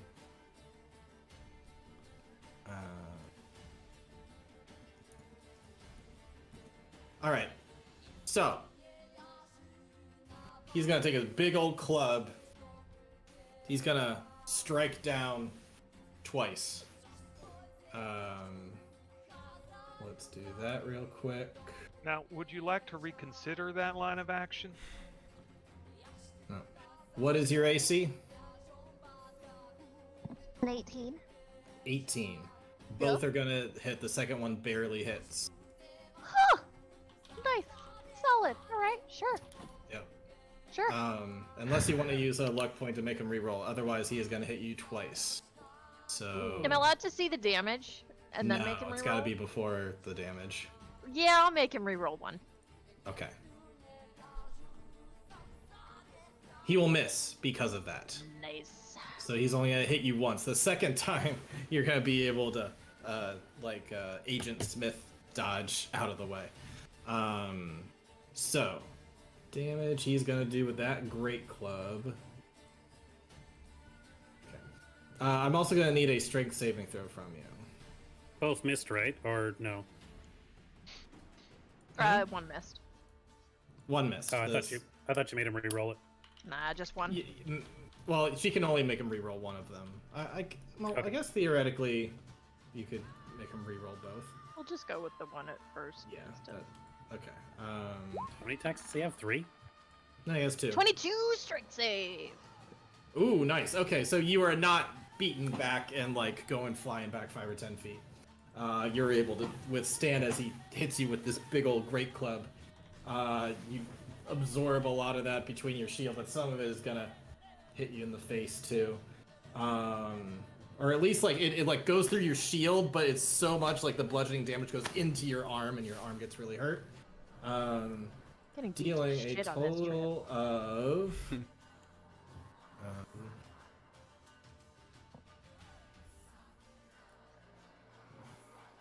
doing a total of 12 damage to you.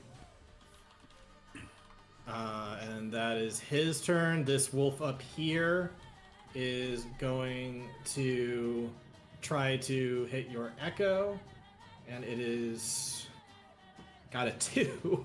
So I guess your echo does like a kind of She's parry like damned. thing, yeah. This guy.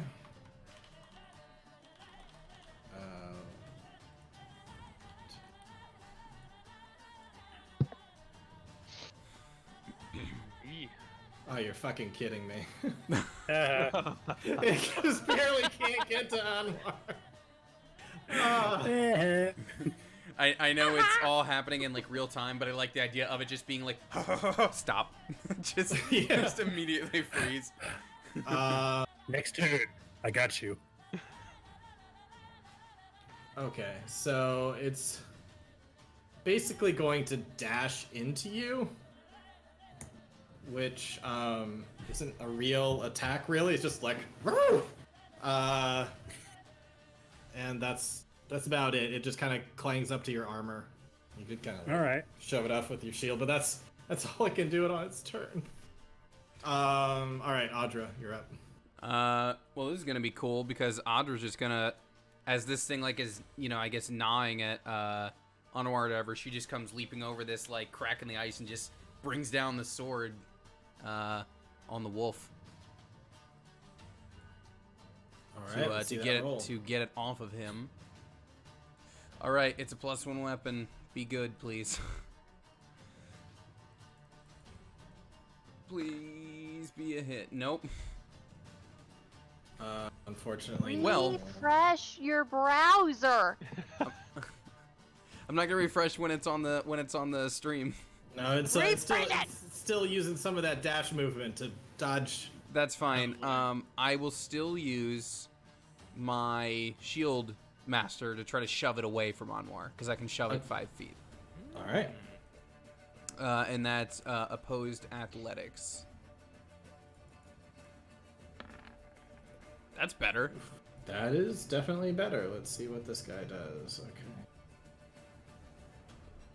Got a 10 total. So Cool. So yeah, it's you gonna win. I'm gonna just push it 5 feet north and then end my turn next to Anwar. Okay. Anwar, you're He's up. got it off of him. So Fairy Fire's still on the big guy, correct? Correct. Okay. Alright, this is concentration. So I won't lose that. Anwar kind of like, oh, thanks, Audra. And he's going to load his gauntlet with another thunder punch, basically. Oh, nice. And he's going to try and get its attention. All right. Let's see it. Hey, Oh! the crits are coming. Nice. just this big dog comes and Anwar's just like, sorry. Just like, Merry Christmas. knocks its teeth out. They should call that dog Thunder Sparky. damage. That is for the last time you got hounded by wolves. That's true. I know you weren't the same one, but So that's a total of 16 damage, which Nice. that hurts it pretty darn bad, but it kind of shakes it off and it shows its fangs at you. a ringing is inside of its head as Anwar leaves its like mop as it has disadvantage on all attacks that aren't Anwar. Not that Okay. I think it will, but it probably doesn't want to. Okay. All right, Chimera, you're up. All right. Chimera's gonna attack it. You guys are finally rolling well. There's like multiple nat 20s in there today. Yeah, that'd be Oh, nice. that was close. It's close. It's still a hit.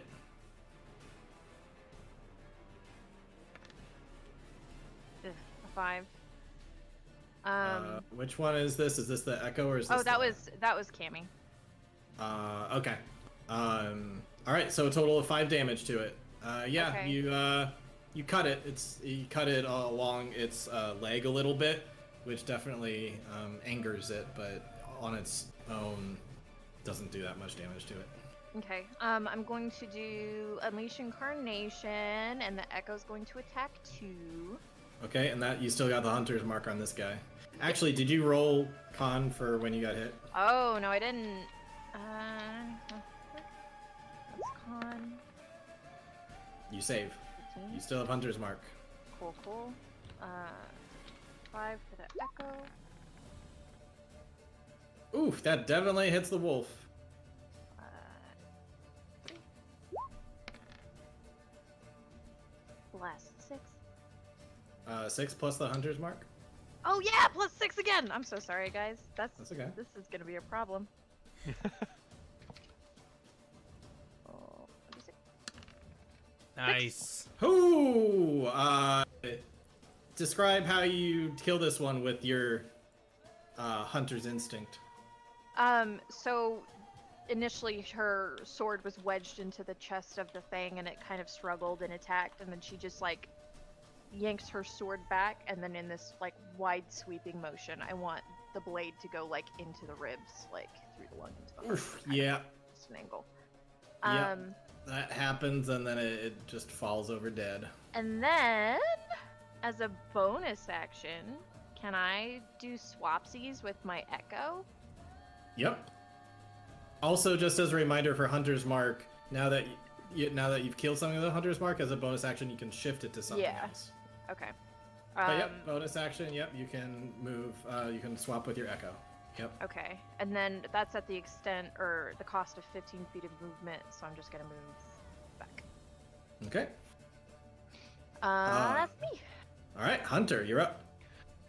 Hunter's face gets like mean, like just mean, something in his face, and his eyes light up a little bit as he rushes up and behind this ogre thing, as he activates what I guess I'm calling Roguish Smite. It's no, it is still a blinding smite because it can blind them if they fail their save. Tight. But if you want to call it Roguish Smite, I'm not going to stop you from calling it that. Alright, so yeah, as a bonus action, you can cast that. Yeah. And so as he gets up behind him, he's like thrown his bow over his shoulder and draws out Mabir. And he like hisses, "If you like that one, you're gonna love this." Oh. And goes in for it. Nice callback. You're welcome. 16 will hit. So yeah, well, technically I think it's even 17, but in any case, yeah, because you get the +1 and advantage. So anyways, yeah, you definitely hit this guy. Tight. So that's 9 damage, and then sneak attack 9 plus roguish smite 18. So 18 times 2, that's what, 36? Yep. So yeah, 36 including necrotic. How 18 times 2? Why is it times 2? Because he also rolled 2 9s, so it's a total of 4 9s. Yeah, 9 9 Oh, 18, oh, 18. I was just okay. I was just looking at the bottom 18. I was like, why is that twice? Gotcha. All right, yeah, you Damage, definitely dude. get a how do you want to do this because you you activated your new thing, and that spell definitely took it over the top to finish him off. So how do you want to do it? The I see blade what you did there. slides up. Hell yeah. I think he's lifting up the club to like smash at this illusion where Chimera just was, and the blade like slices, it, like just stabs in like below his shoulder blade and up through, and you just see like his body kind of spasm, and then his face drop, and his eyes kind of like go black, and he starts shriveling as he like crumples to the ground. All right. Now Can we get him? Now all that's left Andrew is Wolfie here. annihilated it. That's Okay, pretty wow. dope. Those are some good rolls. Thank you. It's amazing how much better you can do when you just roll well.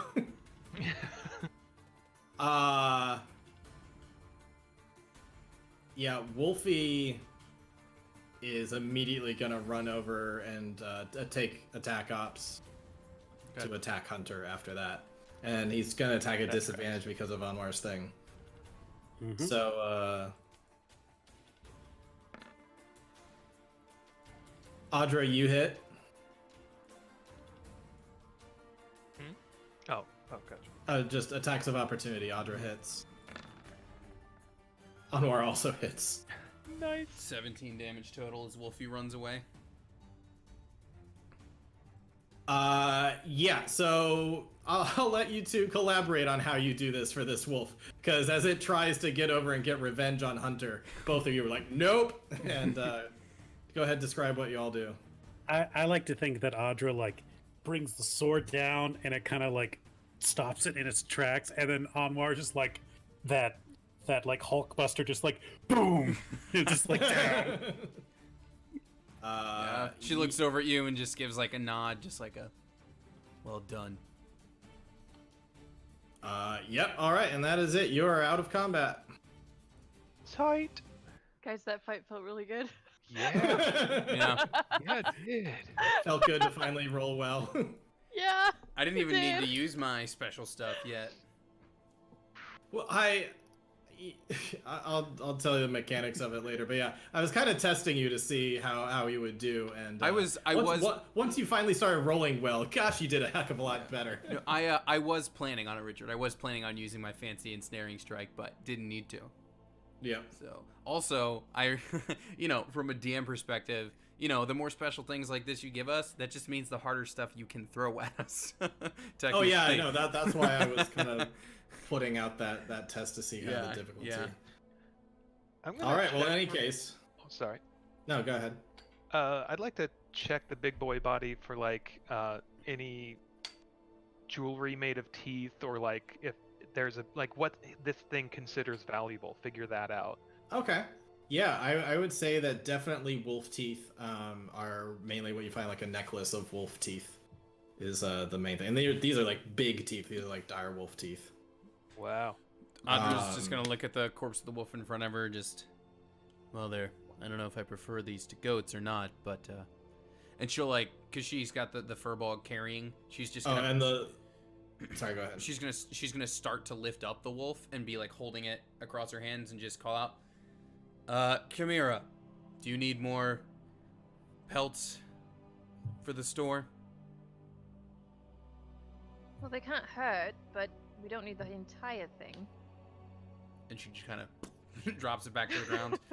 All right, well, I suppose is it about us and being attacked by wolves every time we leave Stem Garden? I don't understand. Do I smell like fresh meat? I might smell like... That might be it. Never mind. I retract my question. Audra's gonna like fresh lean meat. back and just... No. You smell more of rust. That's not good.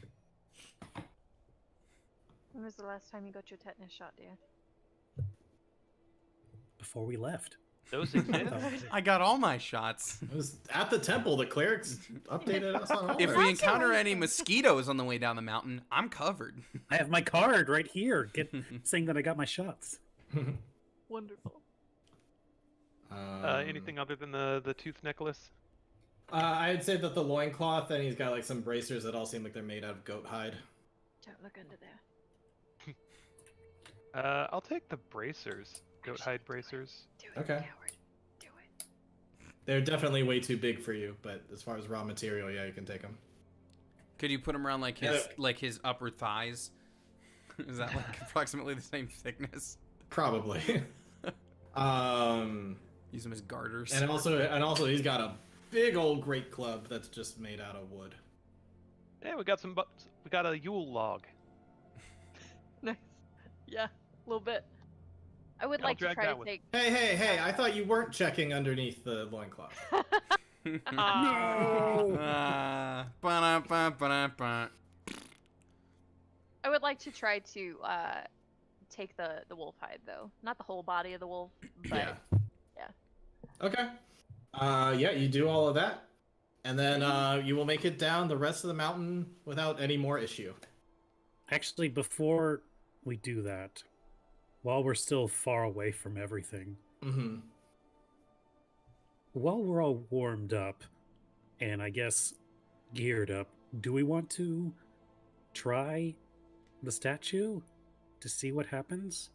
You know, before we No. get near other people? I mean, So is it- absolutely yes, but also on a mountain. Audra is like looking at. I'm assuming you're holding it in your hand. She's kind of looking at it. She just gets her sword and shield ready. I'm up for it. Come here, hear me out. My thought process is if we get too far down, it could escape or it could set a forest on fire. At least here it's kind of sparse. At least you've covered your bases, darling. Might as well. Keep in mind, once we do this, we cannot do it for another 6 days. Well, Well, maybe that's better ideal. than in the... At least we'll know what we're up against. Hunter, you were Indeed. going to say something? I'm just gonna pop up on this hill, get a good vantage point just in case. Ready? Does Right. Chimera want patching up, by the way, after the last fight? I was gonna be like, no, she's fine, but I don't know What's what this your- thing's gonna do. What's your HP at the moment? 17 of 29. Okay. I'll give you just a normal cure wounds. And so I'm gonna give you normal cure wounds, and I haven't used it yet today. I'm gonna use my cleric thing, and after I give you the cure wounds, I'm also gonna so I'm gonna touch one hand to wherever you got cut, touch another to your armor, and give you my +1 cleric bonus thing to your armor, so your AC is +1. Tight! And then we'll give you some heals. Richard, what's the name of the dragon? Azer. Well, minimum healing. I don't know if it's pronounced like Azer or Azir or just. I think it's just Azer. like to bring my echo out either way. Okay. Audra's gonna chalk that up to like multitasking, doing the +1 and the healing, and she just, sorry, not my best healing, but if you need more, say something. No, every bit helps. Thank you. Mm-hmm. So, Anwar, you're just gonna, like, plop this right in front of you?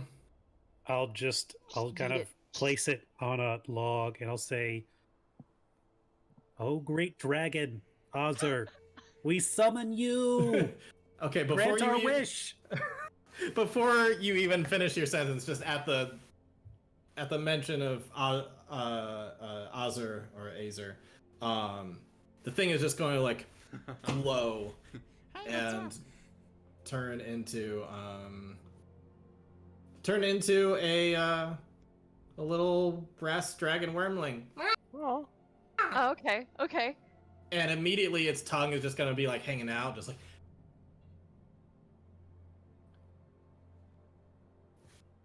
Just looking all over. It's just gonna start like running around in circles. She's gonna put her weapons away. Can anyone else speak to animals besides me? It's gonna start sniffing you. Me as an Andra? Hello. Oh, Anwar. Ozzer,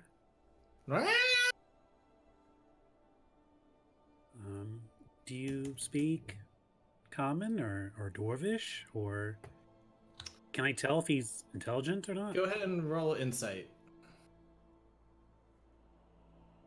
Doesn't have a thought behind those eyes.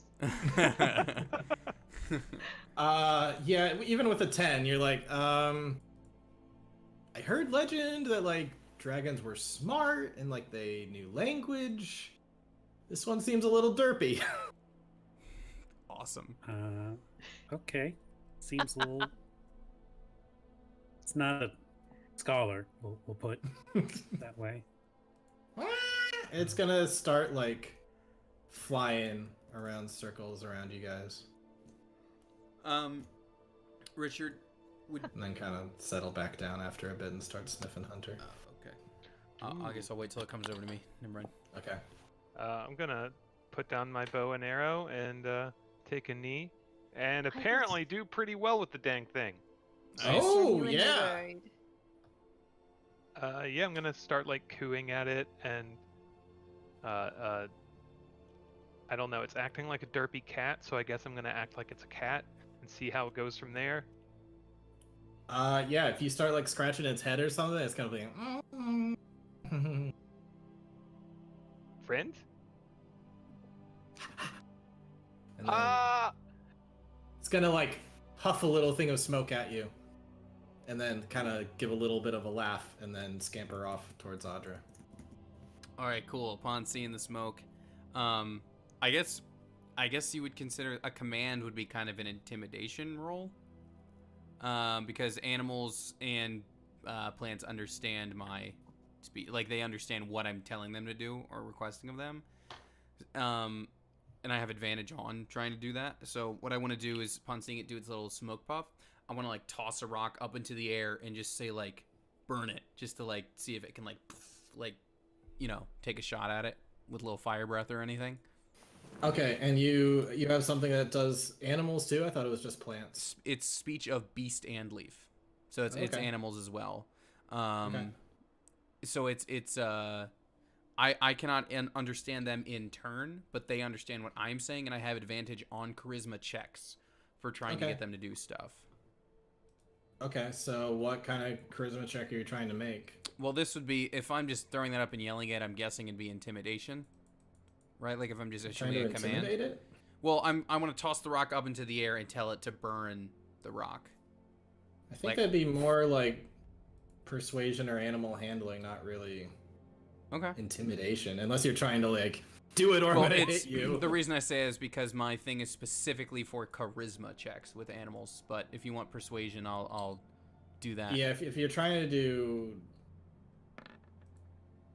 well, look at that. Can't hit anything, but I can tell dragons to spit fire. And it breathes fire up at the rock. Audra nods Start approvingly. Scampering around. I'm gonna sells it. I'm gonna Seems reach good. in. I'm gonna reach into my baggage and find some like one of my ration kits. Give it like a little piece of jerky or something for It's gonna scarf it right up. for successfully burning that rock.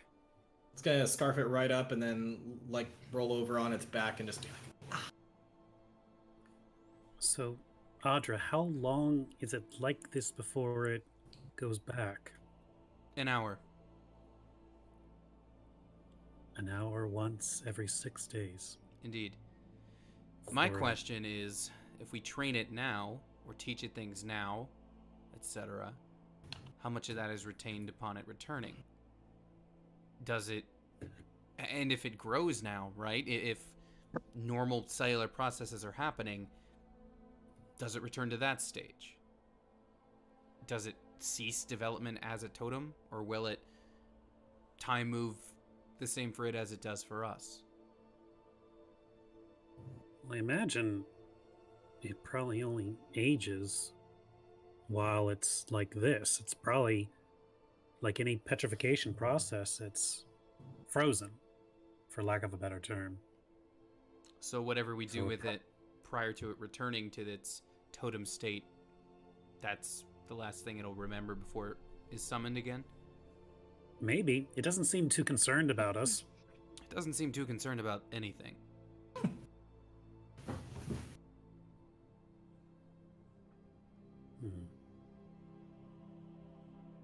Hmm. I actually... more. Sorry, Ryan, you can go. You go ahead. I was just gonna roll. I wanted to roll a nature, Richard, just to see if I know anything specifically about the wormlings. Because correct me if I'm wrong. Did we say something about dragons like being rare or non-existent in this world, or am I just pulling that out of nowhere? they're definitely really rare. Okay. I wouldn't say they're not, but they're not unknown. Well, I don't know anything about them, so never mind. Just the broad strokes of what you might have heard as a child. Dragons are around. You also go ahead and roll religion real quick. Okay.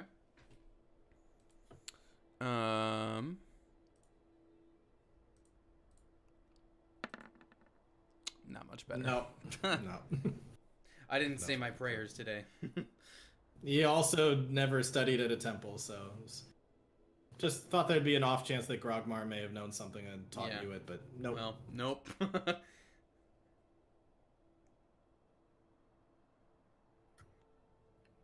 Well, Hunter, I think you're the best one here with animals, correct? Well, we'll find out. Let's See what think I you can could do with it. Looks like my dog's auditioning for the part. teach it some tricks or something. I mean, all right, yeah. Yeah, with Audra's help with her speaking, I would give you advantage if you're trying to teach it something, but you would probably need to both, like, you'd need to speak. Yeah. Like, Audra would need to say something, and then, like, Hunter would then say it in the common tongue that you all would speak or whatever. We got a little positive feedback going with the... Oh, well, when I say it, Richard, I do speak it in common. They can just understand it. I'm not actually speaking anything differently. Yeah. Oh, It's interesting. just that they understand it as I say it. Just magically, because for Yeah. bulk stuff. Yeah. Okay. And I guess, like, we've got some sort of positive reinforcement, I guess, with the fire rock and then the piece of jerky, so... It we can likes try food something. and pets. Yeah. Yeah, I think as we're traveling, we can focus on like teaching it to return to shoulder. Oh, it's not that small. It's a medium-sized creature. It's a medium size. Okay, then we'll teach it like heal, fetch that, burn that. I think those are the three major ones we want to. It's like Bosco-sized. Okay. Now here's my question, Richard. At the end of the hour, is it like a very clear, like it lays down and goes to sleep, or does it just suddenly just get stiff and just fall over? Yeah, I would say after a certain point it starts to get a little sleepy, and within a minute it returns back down into its thing. Well, set your calendar. He can come back out in 6 days. Yep. Who knows where we'll be in that time? Still think And it's a the- good idea that we tested it here. Indeed. Yeah. Also, my bet would be in 6 days' time, among more wolves. All right, yeah. So you're on the 15th now, Because you're on day 2 of going down the mountain. Do you just have like a little icon for the dragon? Yeah, I could do that. Probably the fun way to track it. I know you said you had a lot to get through today. How Forge. much RP time do we have? How are we doing on schedule? I think we're roughly on schedule. As Okay. long as we keep moving. Is there something you wanted to do? There's one quick thing, Sure. maybe like while Anwar and I are doing a watch. Okay. Um, Well, go ahead. cool. I'll pop over and say, I know you're a little hesitant about the whole resistance thing, and I get that. There's a lot of shady business there, but there's also a lot of not so shady business, And I think a bright kid like you could do a lot of good. I think you and your family could do a lot of good. The I don't know. initiation's tomorrow, and I just want you to think about it. I mean, I've been thinking about it this entire time. For a while, I was afraid to use this armor because, having worked on it for months now, there was a very real chance that it would fall apart. The moment that danger arose and I was devoured horribly by wolves, knowing our luck. But there was a worse risk that I would don the armor and it would work. Because now I have this thing, this technology that can protect and defend and attack. And now I have a responsibility to do something. Suha says that we should not hide our light, but shine it upon the world. So what does that mean exactly?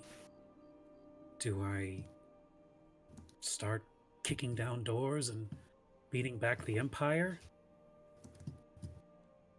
This is all a lot of stuff.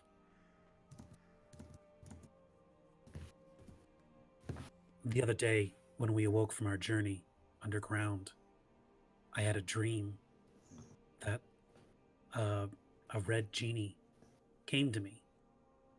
Someone named Agonazar. I felt like I knew them, despite never having met them before. And he said something to me that has been on my mind since.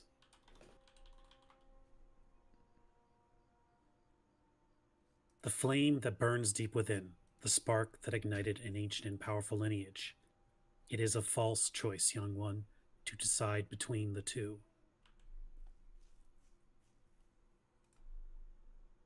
What does he mean by the false choice? I think you might know. I've felt more of my power awaken on this journey, and I'm incredibly terrified of what it could mean for both me and my family. If we're caught, if we're taken. So many of my friends from the mine garden aren't here anymore. They were taken away, or killed, put down. People we both know have lost to the Empire. And I'm just... This suit, the armor is great, but it has a glaring weakness. The operator. I'm the weakest part of this armor. I think you're selling yourself short there. I'm just very afraid of what it could mean and what I could unleash. That's all. Shit, kid. Guess we know you're sane. Do I sound sane? I sound like a neurotic mess. Nah, you sound like someone who's processing and dealing with a whole lot of stuff, and your noggin works, so that's good. You're thinking through it. You're thinking about what it means, and that's good. You know how many dipshits I've met that would see armor like this and do awful things with it? You're out here hiking up a mountain, going into mines, facing death because it's the right thing to do. That's exactly my point, though. Say someone slits my throat in the night and takes my armor, or gets that other armor that we're working on the construct, and they use it for nefarious purposes. Then what? I'm partially responsible for what happens to that, for what's brought into this world. Well, if that's what happens, then you won't have to worry about shit at that point. Aren't you worried about what you can unleash? I'm always worried about shit, but I try not to think about it. There's too much to do to be worried about everything all the time, you know? There will be consequences, there will be choices, there will be bad things. There's always a boogeyman. But we gotta worry about what's in front of us and what we can change. And enjoy the little moments where you don't have to worry about it. Hunter, when did you join the rebellion? You know, I think I just kind of woke up one day and I was in it. It was kind of a slow creep. Probably last year. DM, could I fact check? You've been smuggling for him for years now, I think. Mm-hmm. Your actual initiation was probably in the last couple of years. Okay. Year or two back, I suppose. I'd been doing odd jobs before that, but I don't think I knew who I was working for at the time. I was just keeping busy. And in the last several years working for them, have they asked you to do things that you'd rather not do? Absolutely. I was gonna say, actually, no. They always give you a choice. They give you options to back out. They never force you to do anything you don't want to do. Okay. Absolutely they have. But they've also... It's a false choice, right? You don't have to do it, but when you look at what the right thing is, there's not really a choice there.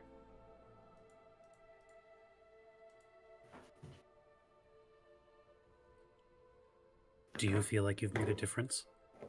I think so. You know, we're about to go back there, and I plan on confronting Flash Iron Pan to try and get him to stop holding my family back so they can go back to business. But to be honest, I've run through thousands of scenarios, and my current best one is to ask him politely to please stop being horrible. Well, you see, that's a good idea. I applaud that thinking, but I got a better one. Used it once or twice. We could fake their death, relocate, and repurpose. I think he would be noticed if you were suddenly missing. Yeah, fake their death. That's where that part comes in. And then what happens to him? The kick in the pants. No, we disappear your family. Get them relocated. Oh. I mean, oh. That way y'all can get to somewhere safe where you won't be hassled all the time. You can still work, but, point it towards the movement. And then, the kick in the pants is this Flash Iron Pan guy. He'll be number one suspect if we make it look shady. Maybe. I'm just saying there are options. We could try the ask nicely thing too. I'll keep that in mind.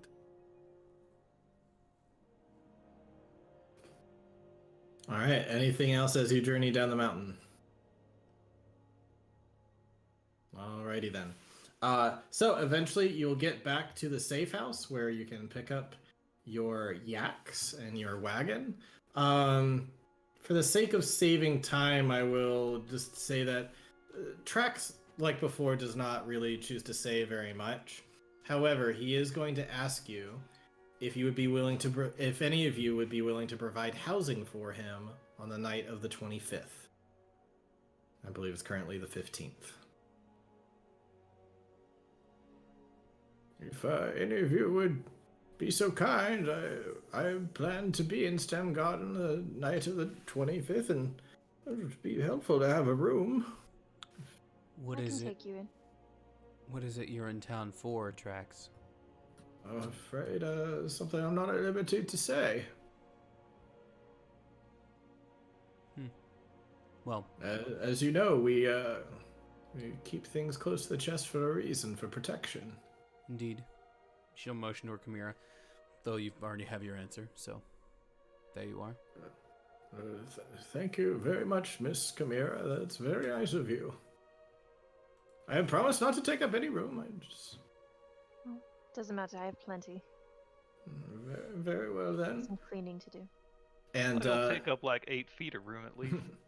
Sorsha is going to approach you guys and say, actually, yeah, I was wondering if, would you be willing to take me to STEM Garden with you? So that way maybe I could tour the city for a little bit, and maybe if it's not too much, have a place to stay. I would like work for the week. I could cook or clean or something, and maybe some of my spells could be a little bit helpful. But I would just like to explore and get to know the thing, and then I would head back with Trax after he is done with his thing.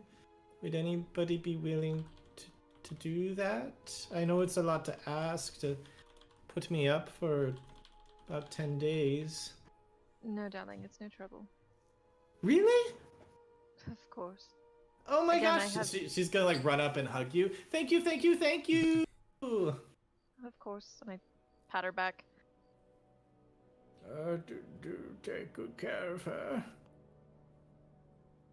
She's quite important to me at this point. Like, for a moment, like, there's that happy, like, acceptance of, like, oh yeah, it's really no big problem. And then, like, the corners of her smile, like, just slowly start to drop.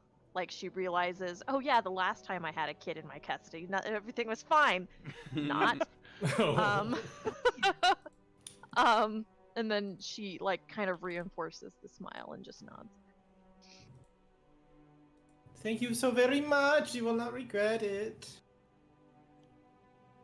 No problem at all. Okay then. Anything else that you want to do with Trax and Sorsha before you'll get another long rest, and then the next day you can head out to STEM Garden by... You should reach there by supper time and hopefully have enough time to reach the initiation wherever it's at. Anwar, don't you want to go collect wood with me? She does not pay Anwar any more attention than anyone else. Why did you put I've got some wood right? Damn it. Anyway. No, I have nothing. I just wanted to rib it and where we go. Okay. Alrighty then. So you will make it back the next day to Valentine Farm to drop off the good old wagon. Oh yeah, I definitely hug the yaks when I first see them. Aw. They seem happy to see you in their own yak way. There's definitely an obnoxious 2 minutes of, oh girls, I miss you too. Y'all hair's got longer since I've been gone. Come on, girls. When you go to drop your stuff off, you'll see that Pa and Poe are both there. And that's how you just kind of bring everything back into the wagon, and Poe will kind of eagerly go over to the... Poe is probably in the form of his, like, one-eyed old man self. He's just gonna go, "Arr there, what, you get what you went out for." Yep. The minute he gets into the barn, he's just gonna drop it and just be back in his pove, his raven form, his Kenku form. We were successful. We acquired what we were looking for. Oh, that's quite good. It Excellent. wasn't very easy. It changed us. And to be honest, I'm a little wary of what'll happen when we insert it into the Guardian. Oh. Well, I mean, you knew to some degree that it was some kind of a dangerous power source, yes? Correct. I didn't expect it to grind my bones in the way it did. Oh. Well, it We seems were like in a place of highly concentrated amount of it, so that might have something to do with it, but it is not for the weak of heart. Oh, well, do rest up then, do rest up. Hunter, Chimera, Audra, I have something for you. If you'll meet me inside the house. All right. Mm-hmm. Follow.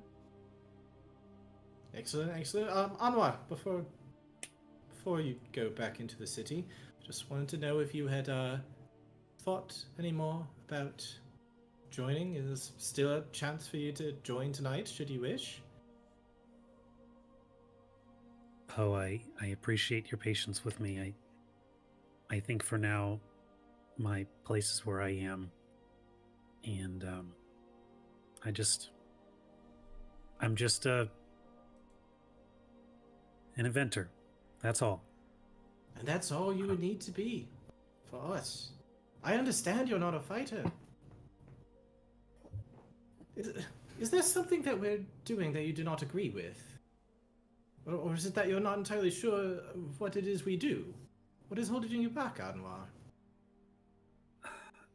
I mean, to be honest, I haven't seen much of you guys operating before. I know that sometimes you That is by Claw. design. trade routes. You've stifled Audra's store before, and I've seen what they do in the north. Audra kind of like has a small smirk when he says that. If anybody sees I think the other three are gone. I think it's just. Yeah, we're in the it. house. Oh, sure. Sorry. I'm Yeah. grabbing y'all some biscuits. Yes. Okay. Love biscuits. Well, I mean, I'm we're just- only affiliated with those Berserkshire, but we are all over the world. We are just but one chapter, but we would never force you to do something you did not want to do, Anwar. Is the tattoo non-negotiable? There's no tattoo. Oh, I assumed from Hunter's tattoo that there was some kind of branding process. Oh to no, join no, his that's just something he got in Berserkshire. That's totally unrelated. I mean, maybe a little related, but it's not mandatory. No Okay. branding. Because I heard of this other club that had branding, and honestly, it sounded very, very sketch.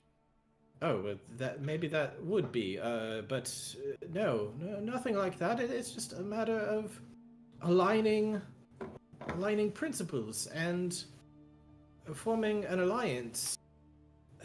This empire has taken so much from people, and we have to fight back. I hope you understand. We have to fight back.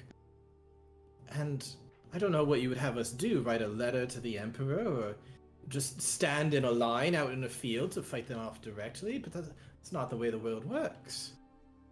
We have to do what we can.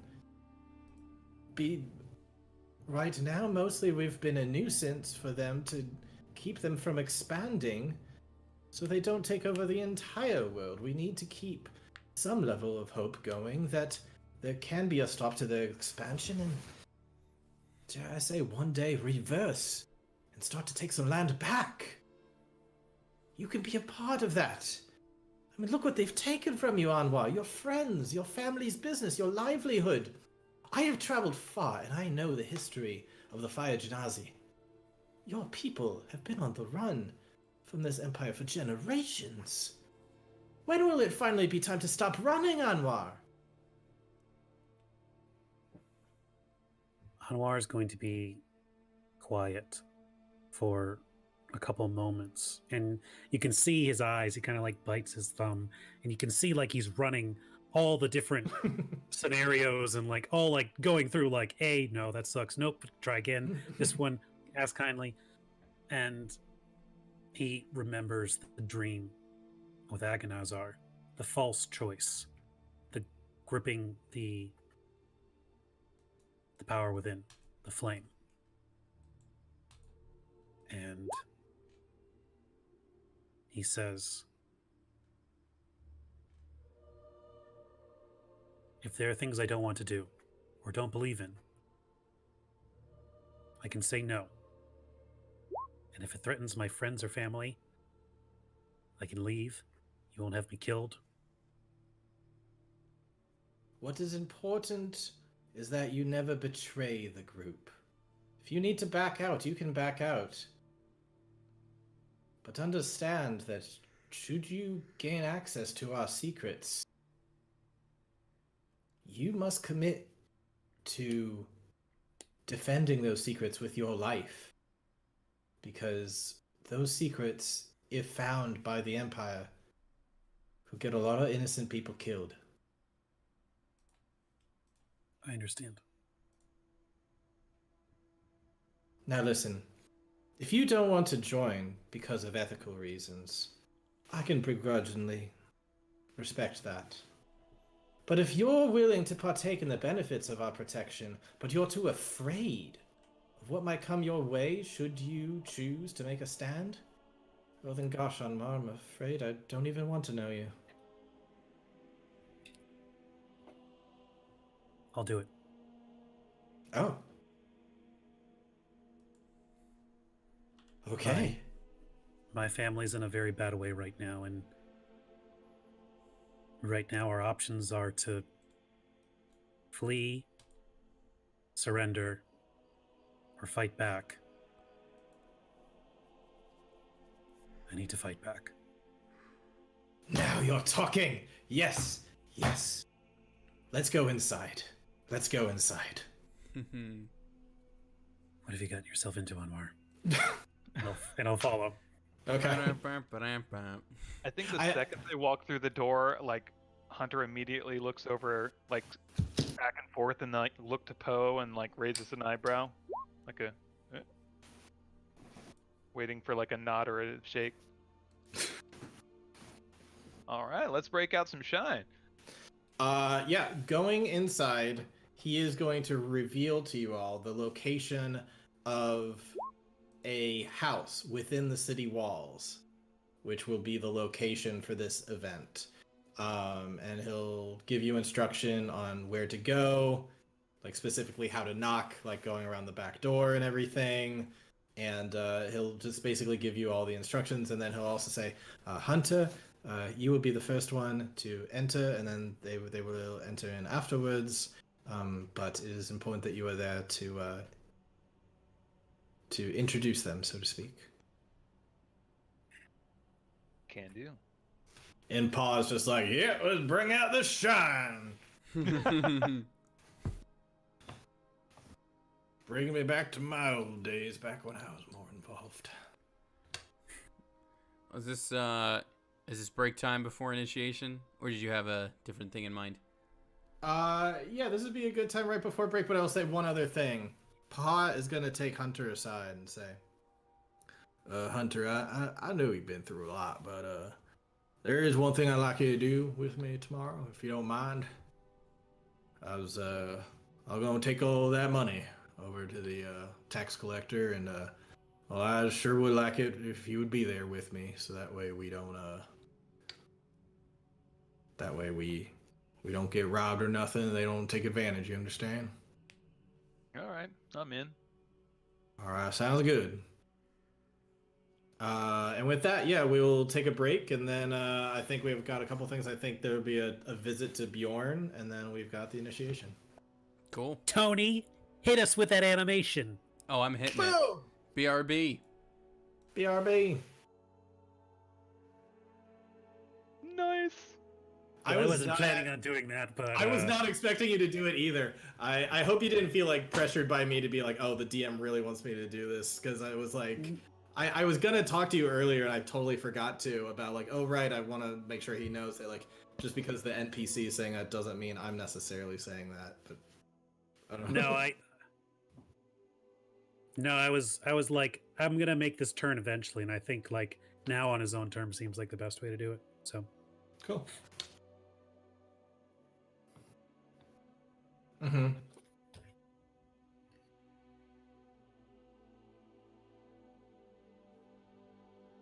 It'll be at some point next arc, but since you basically just got to 3.5, it's still gonna be a little bit.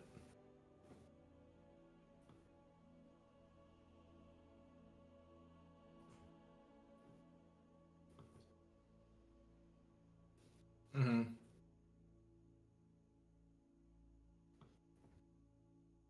Oh, okay. Mm-hmm. Oh, that'd be cool.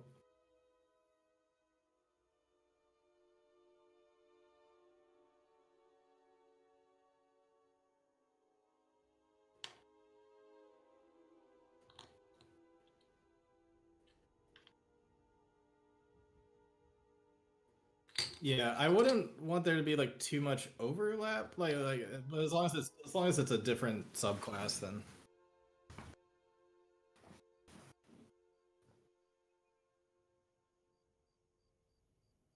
Mm-hmm. Yeah.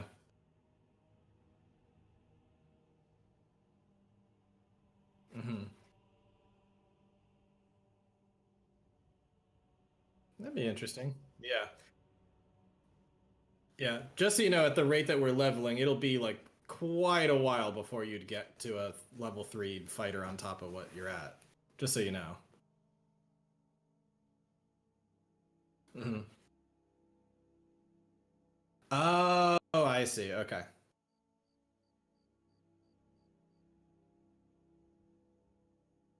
Yeah, I would just check in with Sydney and see if she's cool with the overlap of Dunamancy stuff, because I want to make sure everybody's got their own thing and makes them feel special. I get that, but I'm just saying if you're taking the same flavor as her, like just make sure she's okay with that, because... Okay. Just because I just want to make sure everybody's got their own thing that like makes them feel special, you know? Okay. Okay. All right.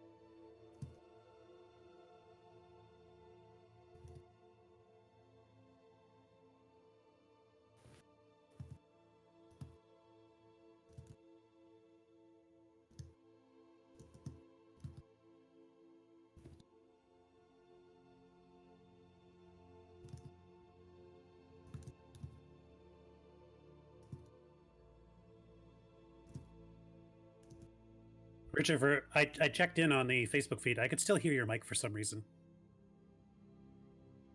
You can still hear my mic? On the Facebook feed for some reason. It was like you were talking to yourself. I think Tony might have not muted everyone.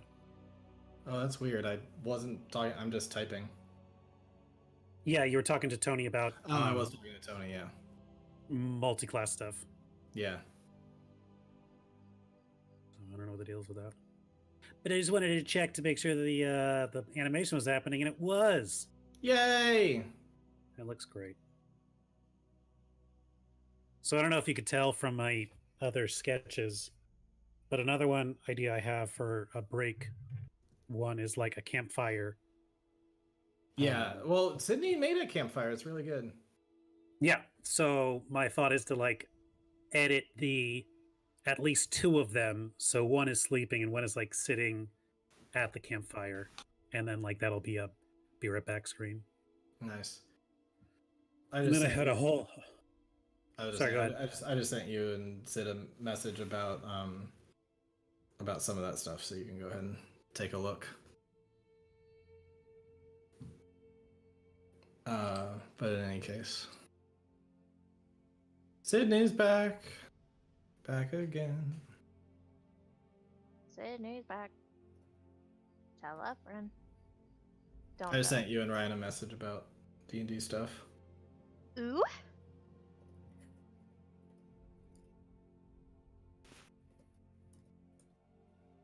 Why though? So proud of you, Ryan.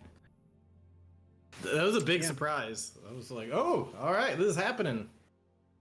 I'm taking that dream to mean like he's like that literally the fire inside him is burning, so he's trying to like take a leap of faith.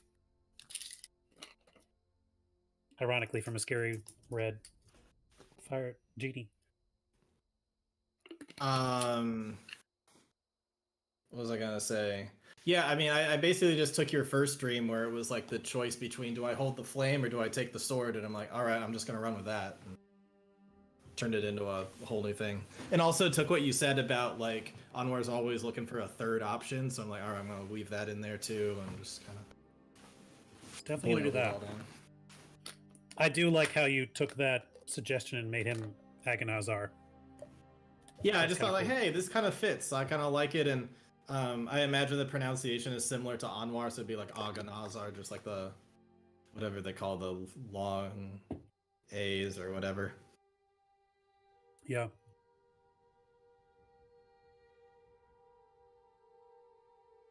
I feel bad. I basically missed everyone else's because my internet connection.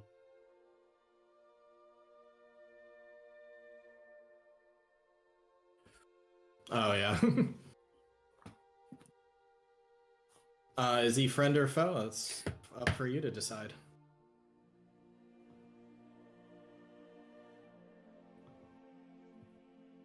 Did everyone get a visit from their great-great-grandpa? No. Oh, okay. I mean, yeah. So was her first one though, so The second one might have been more hopeful than the first one. I think it was a little bit because it kind of inferred that the kids were alive in that reality, kinda. But it's still ouched. Because babies. Because of babies. All right. Well, whenever people are ready, I can jump in. I think. Oh, wait, no. The one thing I was supposed to do while you were gone, I didn't do. God damn it. Stupid Richard. In that case, Andrew, are those cocoa pebbles? The oldie version of them, yeah.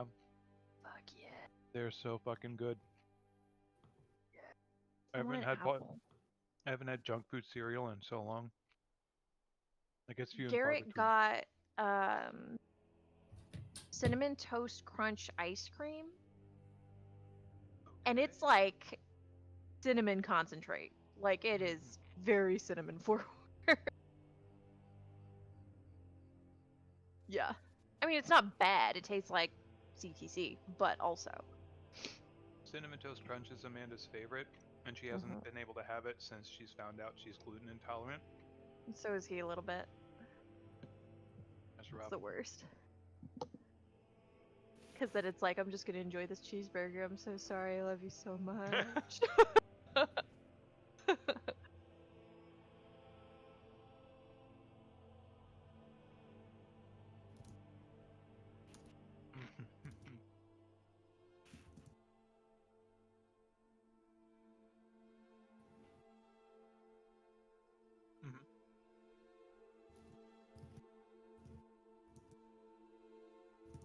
I don't think we've done 24-hour fasts. We've done some like intermittent fasting stuff where we will, like a few days a week, not eat anything until lunch. Yeah, it's like we stop eating at, after dinner, so nothing nothing after like 8 or 10, something like that, and then don't eat again until noon or 1. I think we'd like have coffee at most.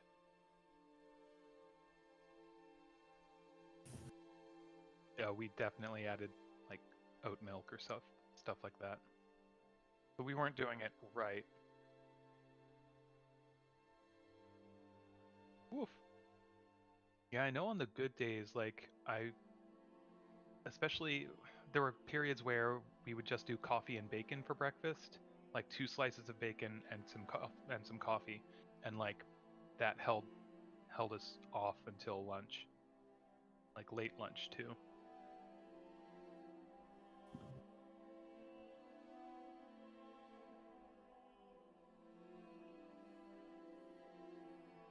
How you feeling?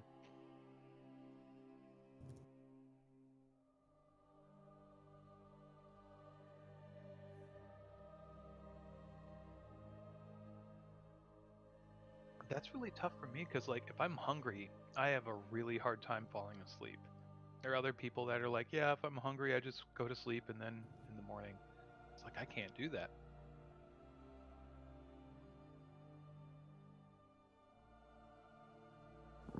The mics are on. Yeah.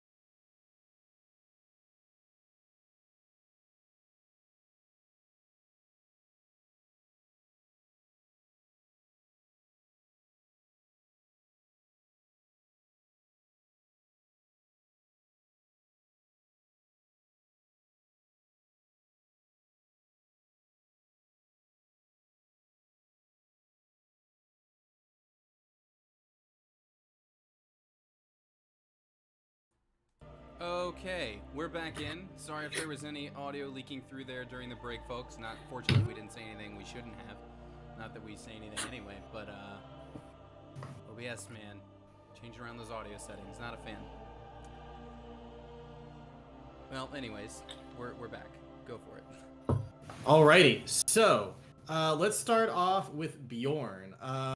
Well, I assume you guys are gonna do that, but if not, I don't want to make that choice for you. So, what are you guys gonna do? Because you will have some time to check in with others and stuff. You probably got 2 or 3 hours before the thing is gonna happen fairly late into the night. So I guess Anwar is gonna need to, because the bag of holding is occupied, so he could. I think he'll leave his armor if Hunter will allow it, in the barn and just go in his regular clothes to at least to Bjorn to drop off the Soul Forge to get that installed, or are we holding off on that? He's just walking around with yellow cake in his bag. I'd rather get rid of it. I'd rather not have it in the bag anymore. just like uranium, like, as one does. And if he puts his suit in there, it's probably going to mutate into something. So we'd rather not that happen. You got to fight your suit next time before you can put it on. Anwar, what am I? All right, sorry. So what's the next step? Where are you guys going?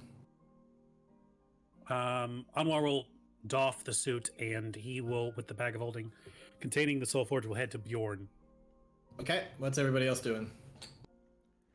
I don't think I'm going to check in at the forge and report back until we do this initiation and she kind of knows what her expected duties are. Yep, that works. Is anybody else going to Bjorn as well, or is anybody else going somewhere else? Where is Bjorn's house? I don't know, it's on the far place. side, probably off the Okay. map. I mean, I might walk with him for a little bit, but also I have this new kid that I need to clean out a room for.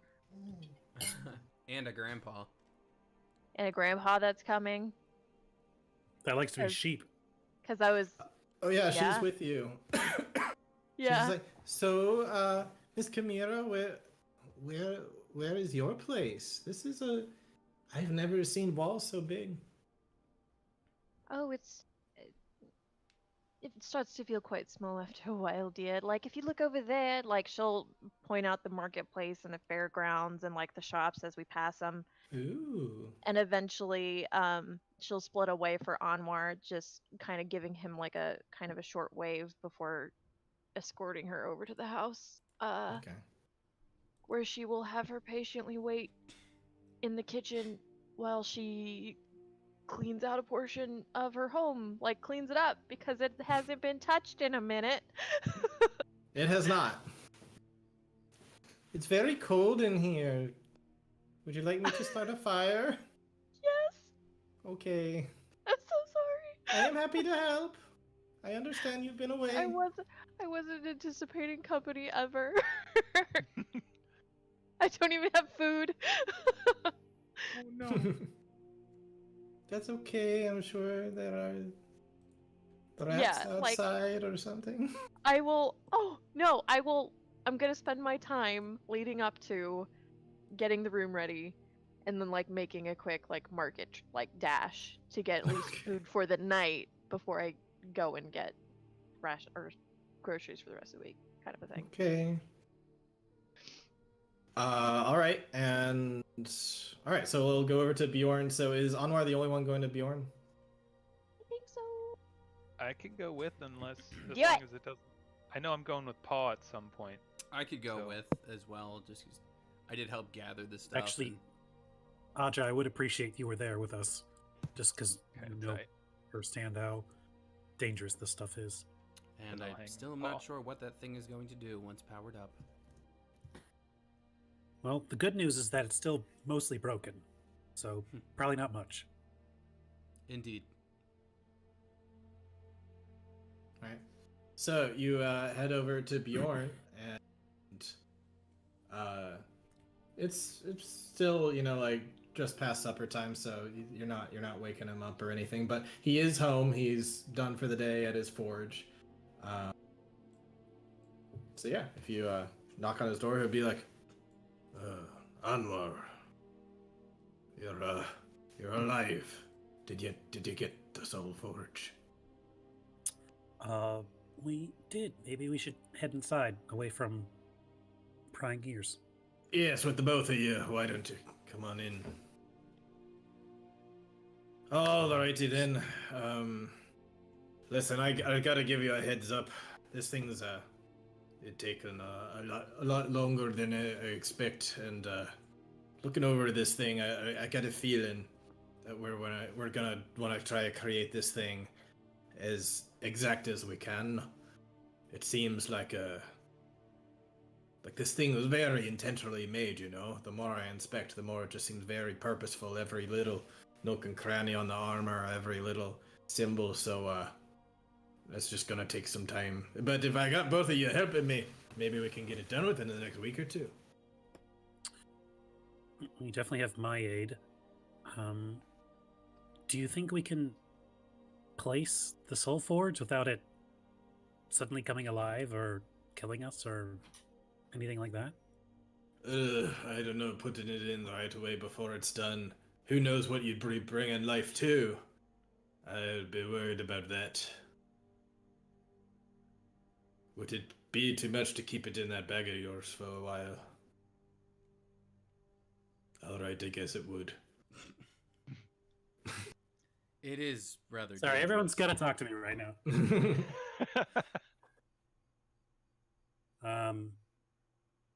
Keep it in the bag. Sure, yeah. I think it's fine. Have I noticed any changes on the bag? Is it leaking noxious No. fumes or anything like that?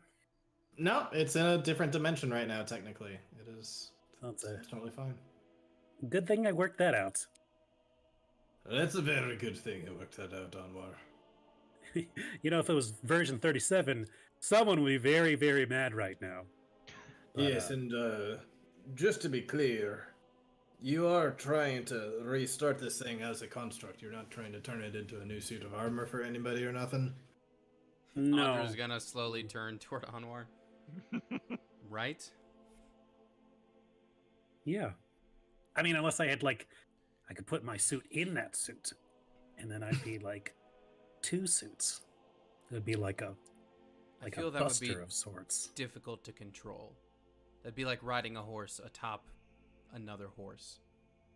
Awesome. You're right. It would probably be way overhyped and probably not deliver like you would think it would. Probably. Well, alright Yeah. then. Well, you want to get started tonight? I have something tonight. As do I. Then tomorrow then, after work? Yes. Sounds good. Alrighty then, you want to leave the bag here with me, or are you going to keep it on yourself? Why don't you keep the bag? Just keep it safe here for now. Alrighty then. By any chance, have you found anybody who may be able to translate any more of these here inscriptions in here? Maybe. Oh, speaking of, I met your cousin. He's alive, by the way. Oh, And, quite friendly. you saw Ilver, good! He's actually gonna be down in a couple days. He wanted to inspect everything. Oh, he's coming here? Yeah. Alrighty then. A few I- gold, but that's fine. I kind of implied that you would let him stay with you. I hope that's okay. Oh yeah, his family, of course. That's what I assumed. Yeah, yeah. I would like to roll a quick insight here just to see if Bjorn is down with this. Okay. Let's just see if he's like, I feel a little put on by this.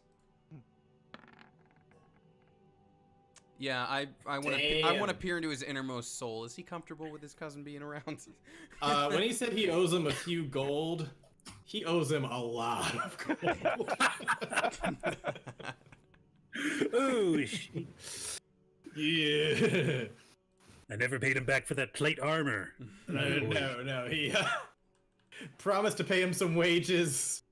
Never did. It's like, oh, he's coming here.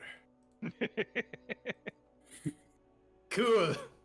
That's great. Anwar, I think there may be trouble between your master and his cousin.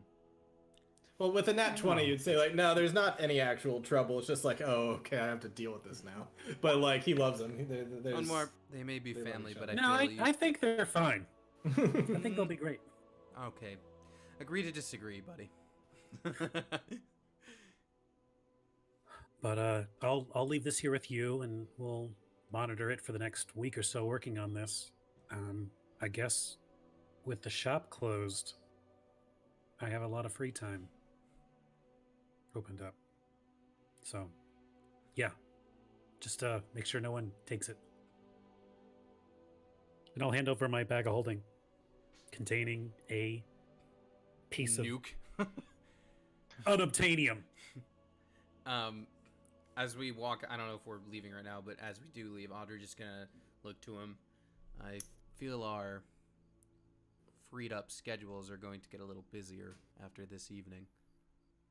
Yeah, thought occurred to me. I wasn't sure whether to tell him or not, but Probably Guess best we'll have to a good leave it idea. as it is for now. I didn't tell my master I was going to the temple of the god he worships. yeah, I was gonna ask, why did you do that?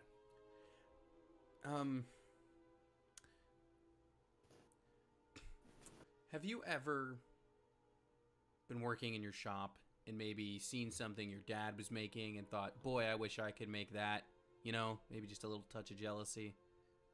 Of course. Right, like you specialize in some areas, he specializes in others, yeah? Hmm. I think Grogmar might be slightly resentful of the amount of blessings Anatar has put upon me lately. I mean, I'm still Oh, yeah? relatively new to that whole thing, but there's already so much I can do, and I've got some things I want to try in terms of, you know, magics. And I think last time we talked about it, he just felt a little maybe slighted by the, you know, the deity that he's followed for much longer than I. So, you know, don't want to rub it in, anything like that. Yeah. Yeah. Oh. So this is like this is serious. Like you and Anatar, like you guys are going steady now, huh? This is like kind of your first major relationship, right? She's just going to stare at you very blankly.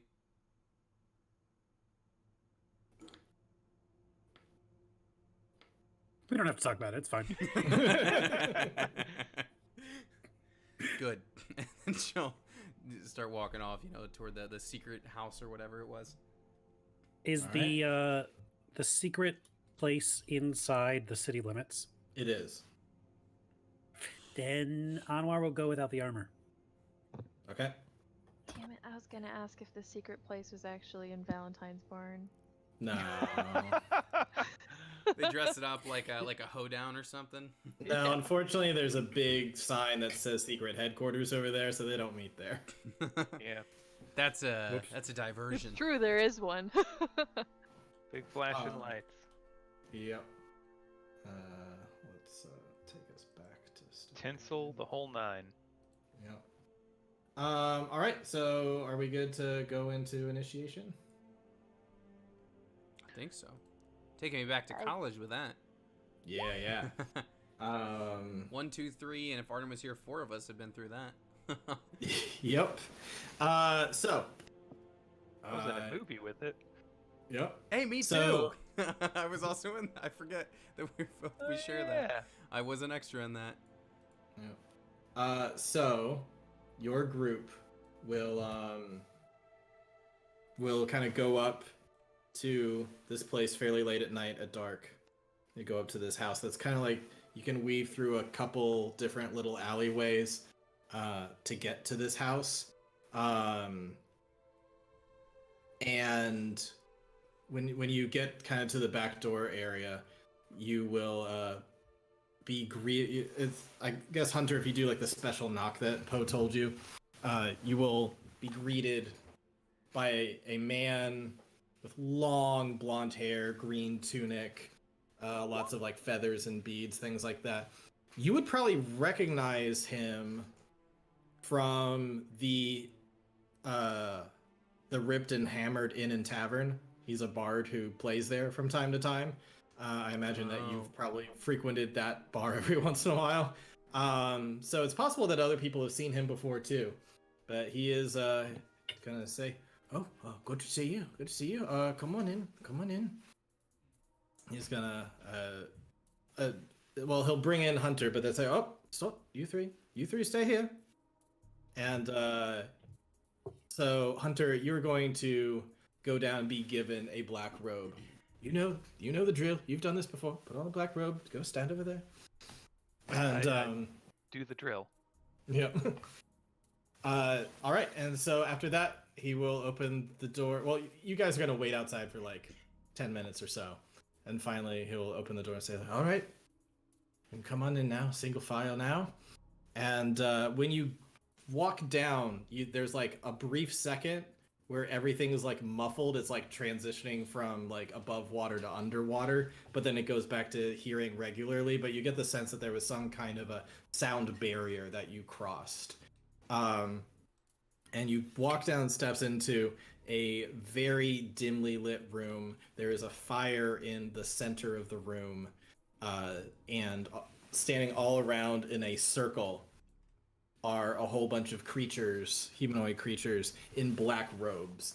They range from anywhere from the size of like around a dwarf size all the way up to like Firbolg Goliath size. So there's a wide range. There's a total of, let's see,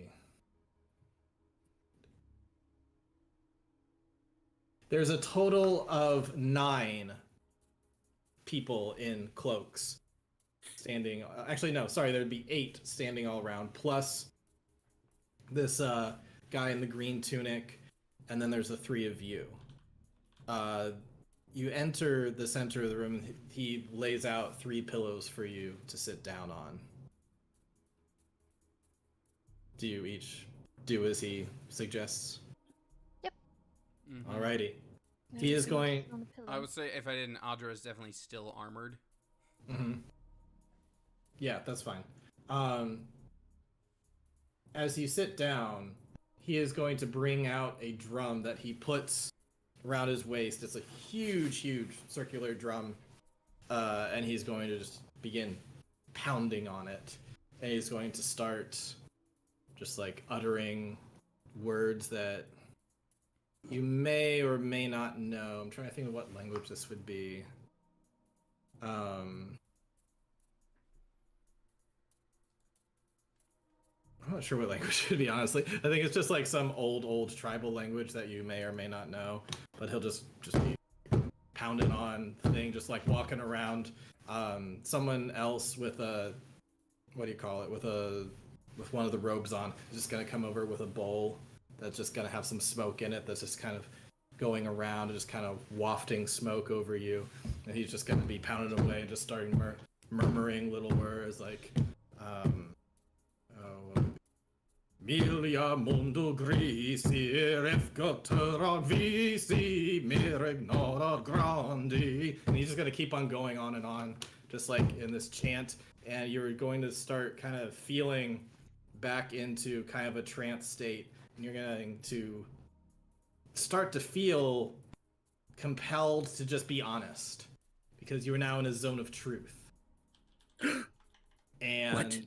so you can each choose to try to save if you want, or you can choose to just go with it. What do you each choose to do? Audra was expecting that, so she'll just go with it. Okay. Chimera, Anwar. All right, I didn't have time to talk to Anwar about it. Nope. What's happening? Is would Chimera know whether or not they knew that she tried to resist? Does she know anything about this spell? Go ahead, roll Arcana. Oh no. Maybe your father taught you about some stuff. Father, please. Father, can you hear me? Fucking A, Dad. He can't hear you. He cannot. I roll with it. Uncertainty. I'm not gonna fight it. Okay. I don't think that Anwar knows. So I think he would try and resist. Just, what the fuck is this? He's like, Okay. this is the drugs they were telling me about. Dad, come pick me Do I up. roll against it?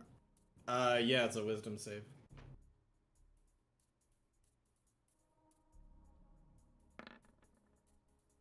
Well, Of all the times to get the nat 20. Wow. I awaken my Sharingan. I say no to your zone of truth. Of all the people to resist a zone of truth, it's Ryan. I know. After all You the don't do times that you to me. use This it. I do Anwar that to just you. decides, nah, this isn't for me, and just leaves. This is my house. The I one, assumed I was gonna lose. the one with the bowl. Well, first off, the guy drumming is just going to walk like straight up to you and start banging the drum, and then kind of getting the hint. The one with the bowl is going to come forward and just start wafting smoke in your face, and he's going to stop chanting for a second and just kind of keep on drumming, but whisper to you while he's drumming, like, you must agree to do this, otherwise you cannot proceed. Okay. All right. I'll do whatever. Okay. uh, yep. So You can stop with eventually, the smoke. so eventually you, I guess you choose just to fail. Yeah, I guess. But I did beat it. For the records, Sydney, put that in the notes. I will. For the I will put record, that you in did the beat note. it. However, It's they on the knew internet that- forever. they It knew happened. you were resisting it though, so they yeah, they need to do something about that. I was all right. resisting the resistance, so like, doesn't that make me like their boss or something? That makes you their god now. There you No. go. So basically they were going to he'll finally stop the drumming and then say, everyone here bear witness today, for this is now the time to hear from them their story. It's going to look at each of you one by one, starting with, I'm going to go with Kamira first because I see you on left on my Discord screen. What is your name and why are you joining us? My name is Kamira Alozara, and I join for retribution. Retribution! For what do you wish to retribute? They took my daughter, and they took my son. Good reason. I need penance. Right. And you, Fire being. What is your name? And why are you here? Why do you wish to join? How many people in this Tsunami. room right now? There's about 8 plus the guy asking you the questions, and then you 3. So it's not like half of town in this meeting right now. No. Oh, that's okay. My name is... It's a total of 12 people. Okay. My name is Anwar Marwan. I am the son of the owner of Marwan's Marvels and Miracles. And recently, a rival has shut down that shop. He is going to bleed us out of gold or out of town. And unless we join the guild and submit all of our plans and schematics, he will bankrupt us.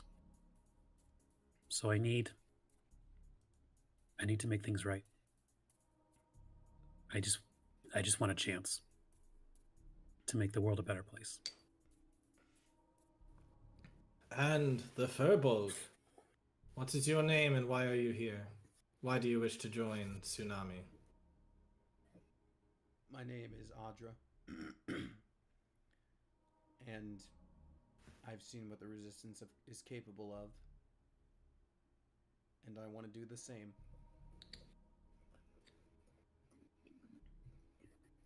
And why is that? Why do you want to do the same? Because certain people have gotten away with too much for too long. Certain people meaning the Empire. Indeed. I will ask each of you now, one by one. Do you have any plans grieved and mutinous individuals. Or any of its members. Do you have plans to betray either?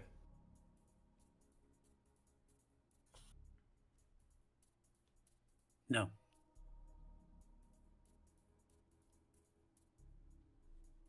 He'll first look to Chimera.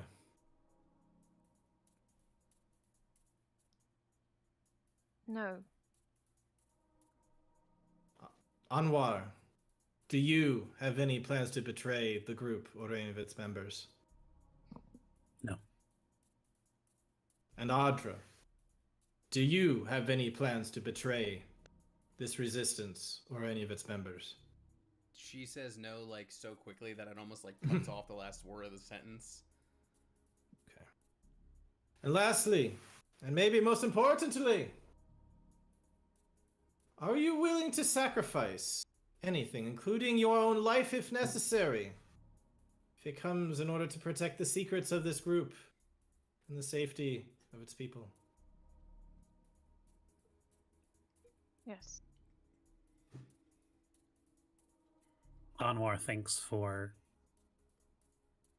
a little bit of time and he says, yes. In some ways, I feel like I already have. That's a yes. If it's a yes, then. Alrighty then, everyone. Welcome to Tsunami, the secret underground network of aggrieved and mutinous individuals. Boom, boom, boom, boom, boom, boom, boom, boom, boom. And Hunter and everybody else, you'll just start clapping and cheering.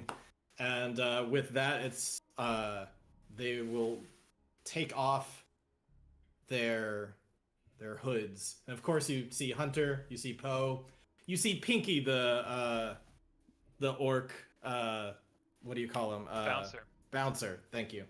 You also see a human woman with brown hair, and you see a dwarven woman with very thick braided hair. You see Chimera, who you recognize as the butcher. The very that guy who looks like whatever his name is, the actor who plays. Wow, I'm really fading. Sorry, I'll be done in a second. I'm fading so bad. Suddenly, I can't remember anything. Hound? No. It was one of the dwarves from Hobbit, right? No. The guy who plays not Django, the Mando. Oh, Pedro Pascal. Pedro. Yeah, him. Yeah, kind of looks like him with a little bit of wavy hair. And then you will see your uncle Rankin. Yep. And then you also see a very hunky orc with a nice braid down the back. And you see just like tribal tattoos all over, like not only on his face, but also just like going down his neck. You can see all sorts of, I guess they're not tattoos, they're just more like war paint. That's just kind of all across. Do we see Chimera do like a little Bloosh. Yeah, so those are all the people that you see suddenly, and they will come over and start doing kind of big embraces for each of you all. Like, all right, well, enough with the ceremonies. Let's have some food. And they're gonna bring out a duck. And Just a duck? No, there's gonna be more stuff too. The duck is the main dish. Okay. That's all I can think about right now. I'm sorry. Turducken. That's all I can think of. Well, for the second time in an episode, then Audra's gonna pick up a big meat shank and just be. Alrighty, yeah. Is there any mingling any of you would like to do with any of these people? I would also say, Chimera, you would recognize the woman as a leather worker who has been working two stalls down from you this entire time. Sherry. I've got names for all of them. Her name is Helga. Helga. What's his name? Do you want to go ask what his name Nope, is? I don't. Victor von Vorkstead. I'd quit. I'd quit this game right now. I definitely want to chat some with my uncle, Richard. Okay, Ronkin is just gonna come and give you a big bear hug. I'm so proud of you. Finally, we can be allies in this. She does the very mechanical, like, arm reach around, like, pat kind of thing. We're going to avenge your sister. You and I together. We're going to do it. Yes. And her death will not be in vain. I've had some thoughts lately about how to use what I've learned from Onatar in harmony with what our kind can do. Excellent. This makes me very proud. It's a good day. We don't have many good days. That's true. Oh, here, let me introduce you to my my good friend here. This is Auric, and he's gonna bring over big hunky orc. Got it. And Auric, man, just smells better than everyone in this whole place. Like he walks over, just has like a very disarming feeling the minute he smiles. At first he looks all tough, but like once he smiles, once he shows his light side, just like, oh, okay, hey. She'll do it's really genuine and nice. Audra will do the Spartan handshake, and then just not in a very matter-of-fact way, just declare like, you have a very pleasing scent emanating off of you. Oh, thank you. That is it's just part of what I do. Mm. Thank you. Works out in the sweat. Though. Not a compliment, just an observation, really. Oh, well. Not In often any a case. scent you associate with orcs. Good to have you. Good to have you here. Good to be here. Anybody else doing any mingling here? Anwar? Yes. Like, real casual. Hey, buddy. Just real So casually. he's in the corner right now. Yeah. Because Darling, everyone revealed themselves, and there's a guy with a glowing red dagger. There's a woman with a massive warhammer. There's this chick who's Well, and they don't have dagger. they don't have all their weapons on them right now. They're just they look Anwar like they looked around. He could. was like, "Oh no." yeah, but yeah, you Mom, definitely there's get the no need vibe, to even though you come can't pick see all me these up. weapons on them, you definitely get the vibe of like, this is not like the nicest bunch of people. This looks a little sketch. I wasn't expecting a book club, but I was hoping one other person. Darling, are you okay? Just, wondering if what I'm doing is crazy. So basically, completely normal. It's at that moment you realize the zone of truth is still on. Did I throw my life away? I guess I'll find out later. Oh, this duck is strong.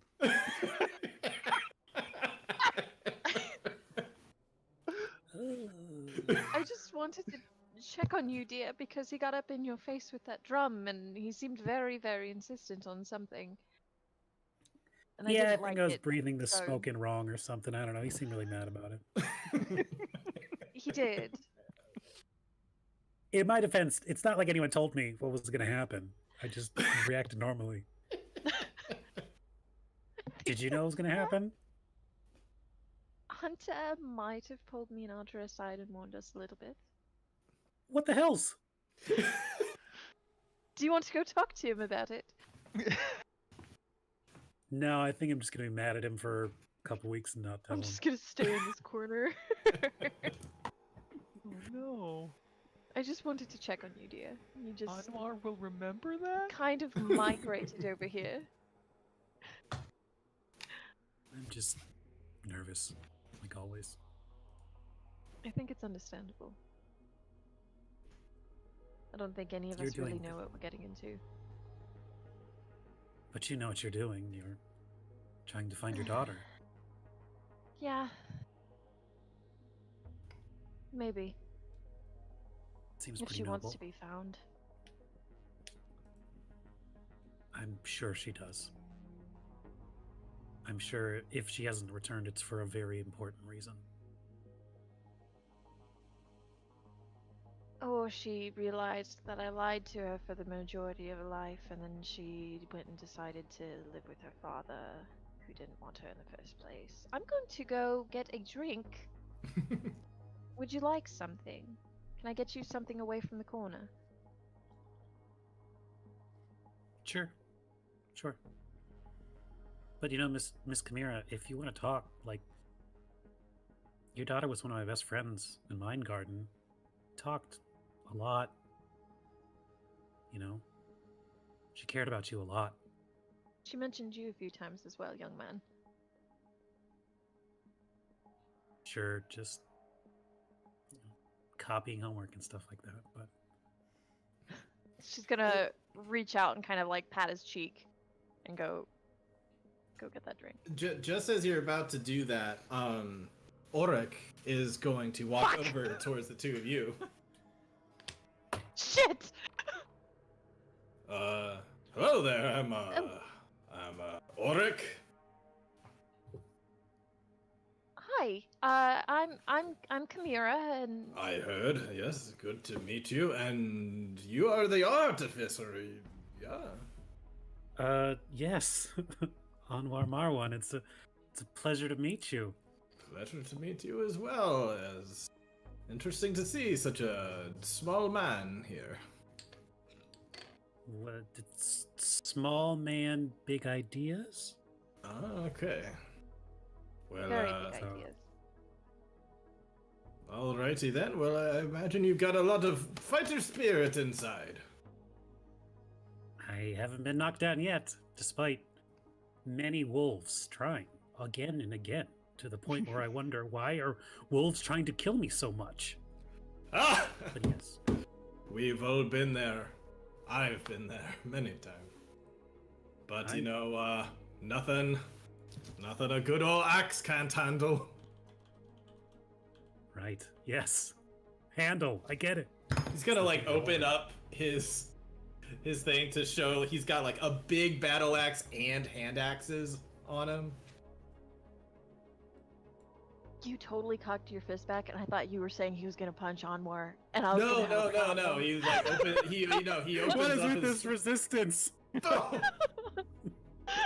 Oh, just so I y'all was like, know. I smash puny man. Just so y'all know, I we get do a the jump echo. We attack. in. Look 'em up. No, he just opens up to expose himself, that's all.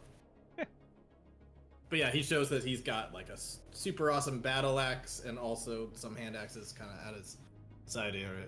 Nothing that axe can't handle. Wow, that is an impressive array. And also the weapons are very sharp. Thank you. So, well, I guess I'll be seeing you around then. I have traveled from out of town, but I'm here up until the Mabon at the very least. I look forward to working with you if we end up joining forces for projects. That sounds great. Are you all right, miss? I'm fine. I just think I have a little something caught in my throat. I was just about to go get a drink. Do you want anything? Oh yes, I'll take the darkest drink they're having here. Right on it. And I skirt. I run. Go so fast.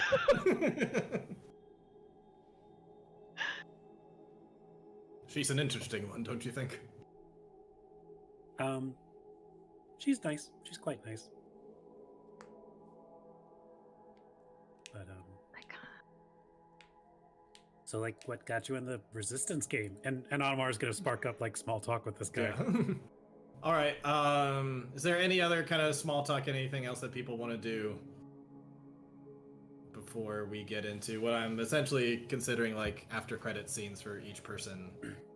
Just kind of finale things before we sign off for the first arc. All right. So yeah, it's kind of some small talk will continue, but nothing really more of note for the rest of the night.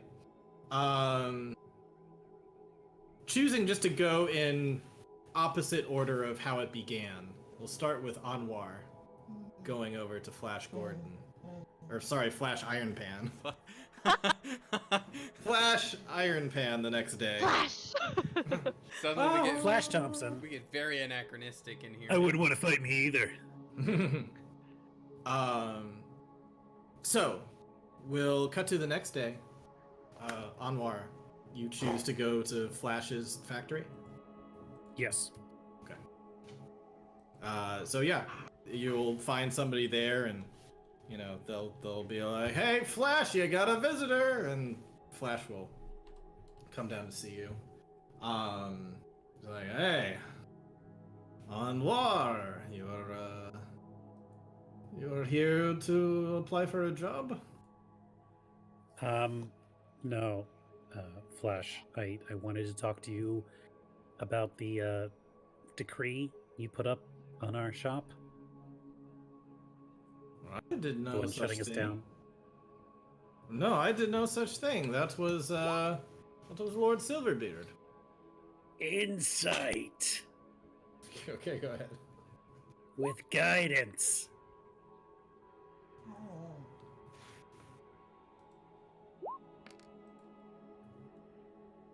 Oh. How many guidances do you get? Well, it's 1. 14. It's like, oh, technically it wasn't him, but you have an idea that he's connected. Well, if it wasn't you, maybe you could undo it. So, my family's not in a horrible position right now, as you are no doubt aware. Oh yeah, they seem like they're in a very sticky pickle. I did warn you about that just a couple of weeks ago, no? You did. And gosh, I don't know. I'm not sure if it's in my best interest, you know? Nothing personal, just business. Not sure if it's in my best interest to help out a competitor, but maybe if we were not competitors, maybe I could see a reason why maybe I should try to make a difference. Come on, Flash, are you telling me you're afraid of a little competition between your cut to wide shot massive operation and the Marwan's humble shop? You're intimidated by us? Seriously? No, of course I'm not intimidated by you, but you see, you do not get to where I am simply by being satisfied with what is. You must continue to grow, to expand, to do better every time. And if I were to look at how to make my business better, I see you, Anwar. I see you. I think we could work very well together, don't you think? You know, Flash, I think you're right. I think if you were pressured at Guild, Silverbeard, to lift the sanction on our shop, to let us operate as we have been, independently, that we could collaborate on something in the future. But only if you let us operate as we have been. I'm asking you, as a fellow inventor and an honest person, will you look inside your heart and do the right thing? All of this will do it later thing. This is what shady businessmen do. Put something in writing, maybe. What are we really talking about here? Don't just give me these empty promises. Give me something to work with. I'm telling you, I'm asking you, please leave our shop alone. Allow us to work. And in the future, after I speak to my father, we can see about working together. We can grow stronger together. For right now, you're choking us. Well, I have to let you roll for it, so let me see a roll for persuasion.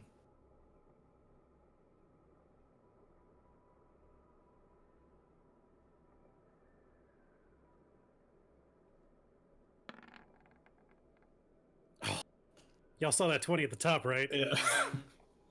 I'm like, no. Well, that fits with what would be expected. That's true.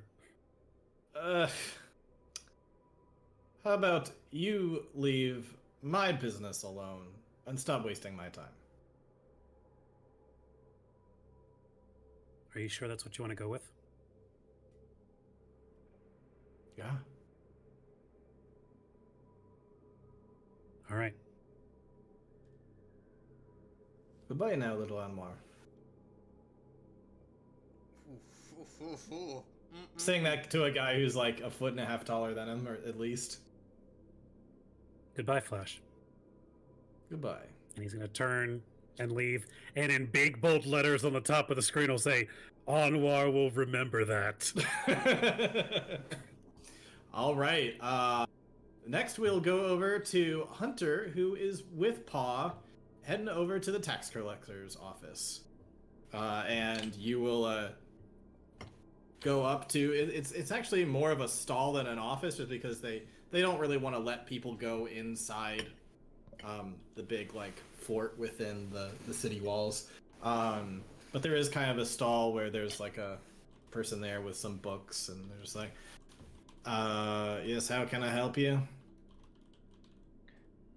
Here to resolve an issue about tax due. Name. Valentine. That'll make me flip all the way to the back of the book. Well, I think you know where the V's are. Oh! You're getting that in real early, aren't you? Not quite sure what you mean by that. Well, it wasn't due until the Maban, so looks like you scavenged up some money pretty darn quick there. Yeah, hand it on over. That's 50 gold. And Paul's gonna be like, all right, here we go, son. Hand him on over. But yeah, do what the old man says. Come on.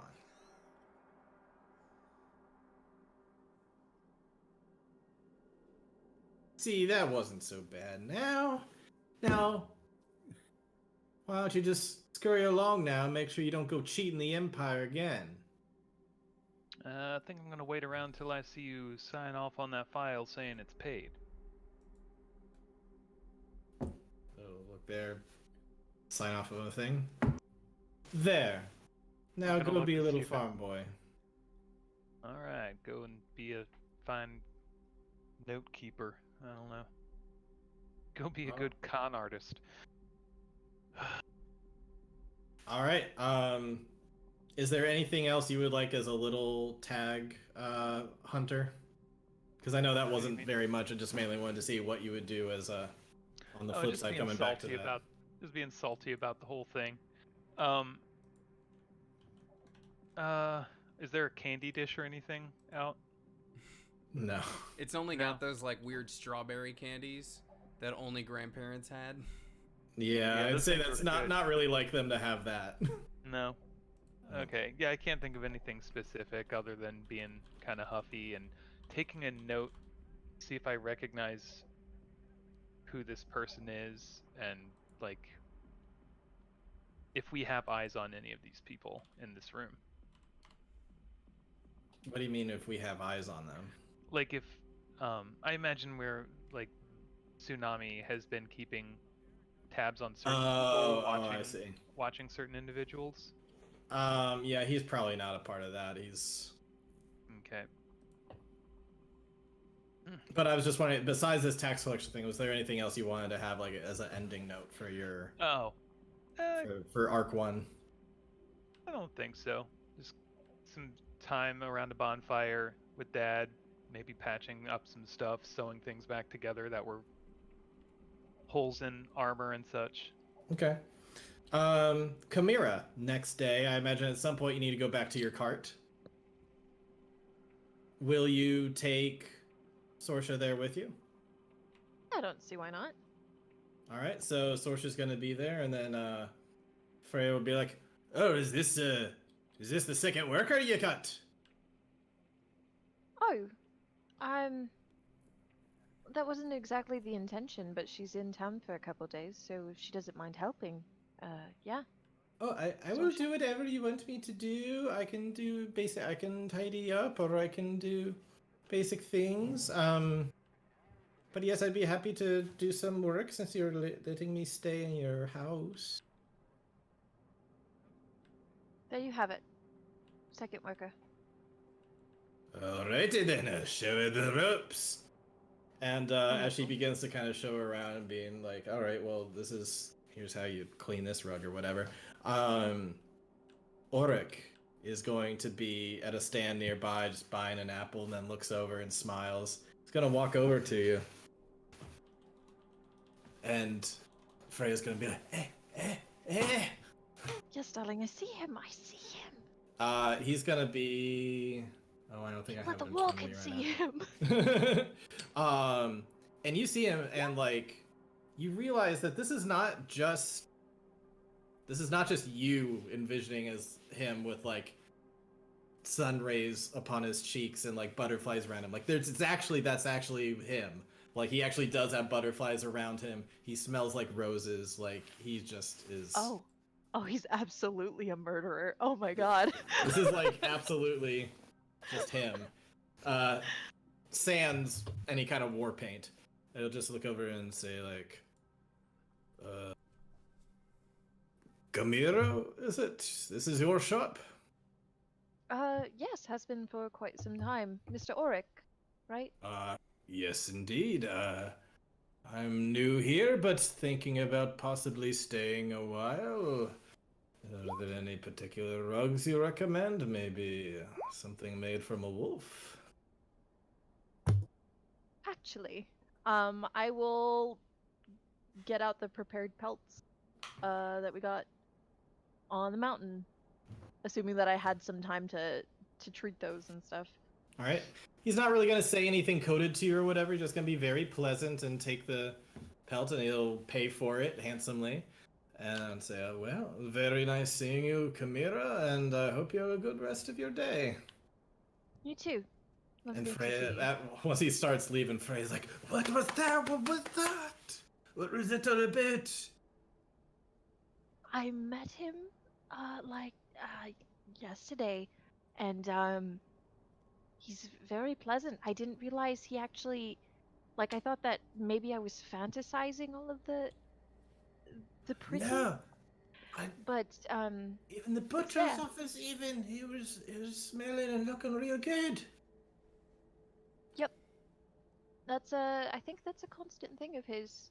I'm not opposed. But I met him, and, he's glorious, okay? Absolutely. He is lovely.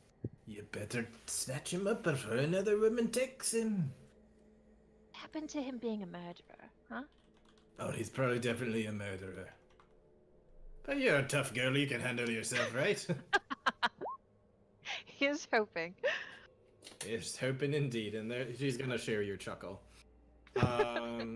Anything else you would like to do as a send-off before we cut over to Audra? No, that was probably my big thing, was trying to see if Sorsha would be willing to work at the stall while she was there, so I'm glad that's something that you supplied, because that was my plan. I figured, like, well, she's here, let's see what happens. I was like, she's living with me, is that her wage? I don't know, here we go. Alright, so we'll go over to Audra. Audra, what are you doing? I imagine something with Grogmar? Yeah, so I'm gonna just walk into the shop, just kind of wrap the side of the door like as I've already entered. Hello there. Come on in. Hey, can we speak in? I'm assuming what's his name is also still in there. Oh yeah, he's tinkering away. Yeah. Everything. Let's can we have a word in private, Grogmar? Yes, I have got some questions for you. And after you step out, it'd be like, so, last we spoke, you mentioned being a part of the resistance of some kind. What have you decided? Well, as of last night, I've joined. Alrighty then. I feel like that kind of brings to end my time at your shop. You have a good replacement in there for me already. And I mean, if we're being honest, Krogmar, you've taught me everything I know. You know, that we found that limit some time ago. Yes. Yes, your skills are beyond mine at this point. I wouldn't say that. If anything, they're perhaps on par with everything you've taught me. I thought my time at the shop would end with, I suppose, bigger and better things, but I mean, the truth is I don't know what lies ahead with this resistance. I know it's where I ought to be and what I ought to do. Normally I take my time, consider things. I don't jump into anything hastily. Well, outside of fights, but this seems like the right move for me, Grogmar. And I know the shop's gonna flourish regardless. So, you know, I'm still around. You just won't hear my hammer striking the anvil every day. Well, this makes me very sad, but I understand. Just please be aware of your actions. Do not do anything that would hurt the shop, and please, I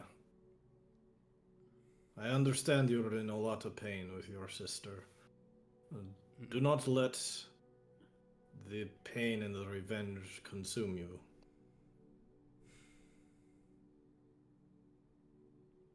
I'll try.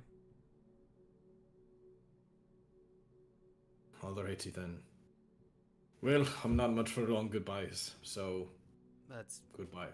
fine. And when she's gonna do like a proper handshake instead of the Spartan one, and this is kind of off screen, but I assume you're fine with it, Richard. I wanted to use my channel divinity to take a single gold piece and kind of turn it into a little like embossed symbol of Onatar. So when she shakes his hand and pulls her hand away, that's in his hand. That is very thoughtful of you. Thank you. I might not be here, but my handiwork always will be. Be safe. You too. There's still an empire out there mucking up the works. Alrighty. And with that, we'll just finish off with just one little image of Poe dressed in his illusion of the old man with one eye, waiting at the docks as a new boat comes in. And that's where we'll end the arc. Alrighty. So, we're back.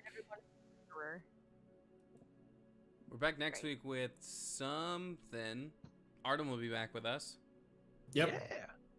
We'll figure that out. We got 3 Is weeks. 3 weeks of break, basically. Is next week Sydney's thing? Are we doing part Rat 2 King? of that? I don't know. That's up to you, Sid. Are we doing it? Rat Pack? I mean, yeah, maybe.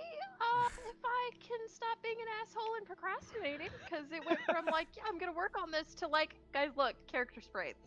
Also, this fire. Yeah, I was music. gonna say, Sid. What's Actually, that? I don't need them 16 by 9. I need them 4K. So if I could get those in triplicate by tomorrow morning, 8-bit sprites in 4K. Oh, I it's feel gonna like. look great. Oh great. no, but just the time that would Wonderful. take to do that over just normal. Oof. Well, alrighty. I'll take us out of here. But Richard, good first arc. I'm excited to see what comes Hell next. yeah. Woo! All right. Bye, everybody. We'll see you next week with Sid's Rat Kings, part 2 of 75. Bye. See you next week.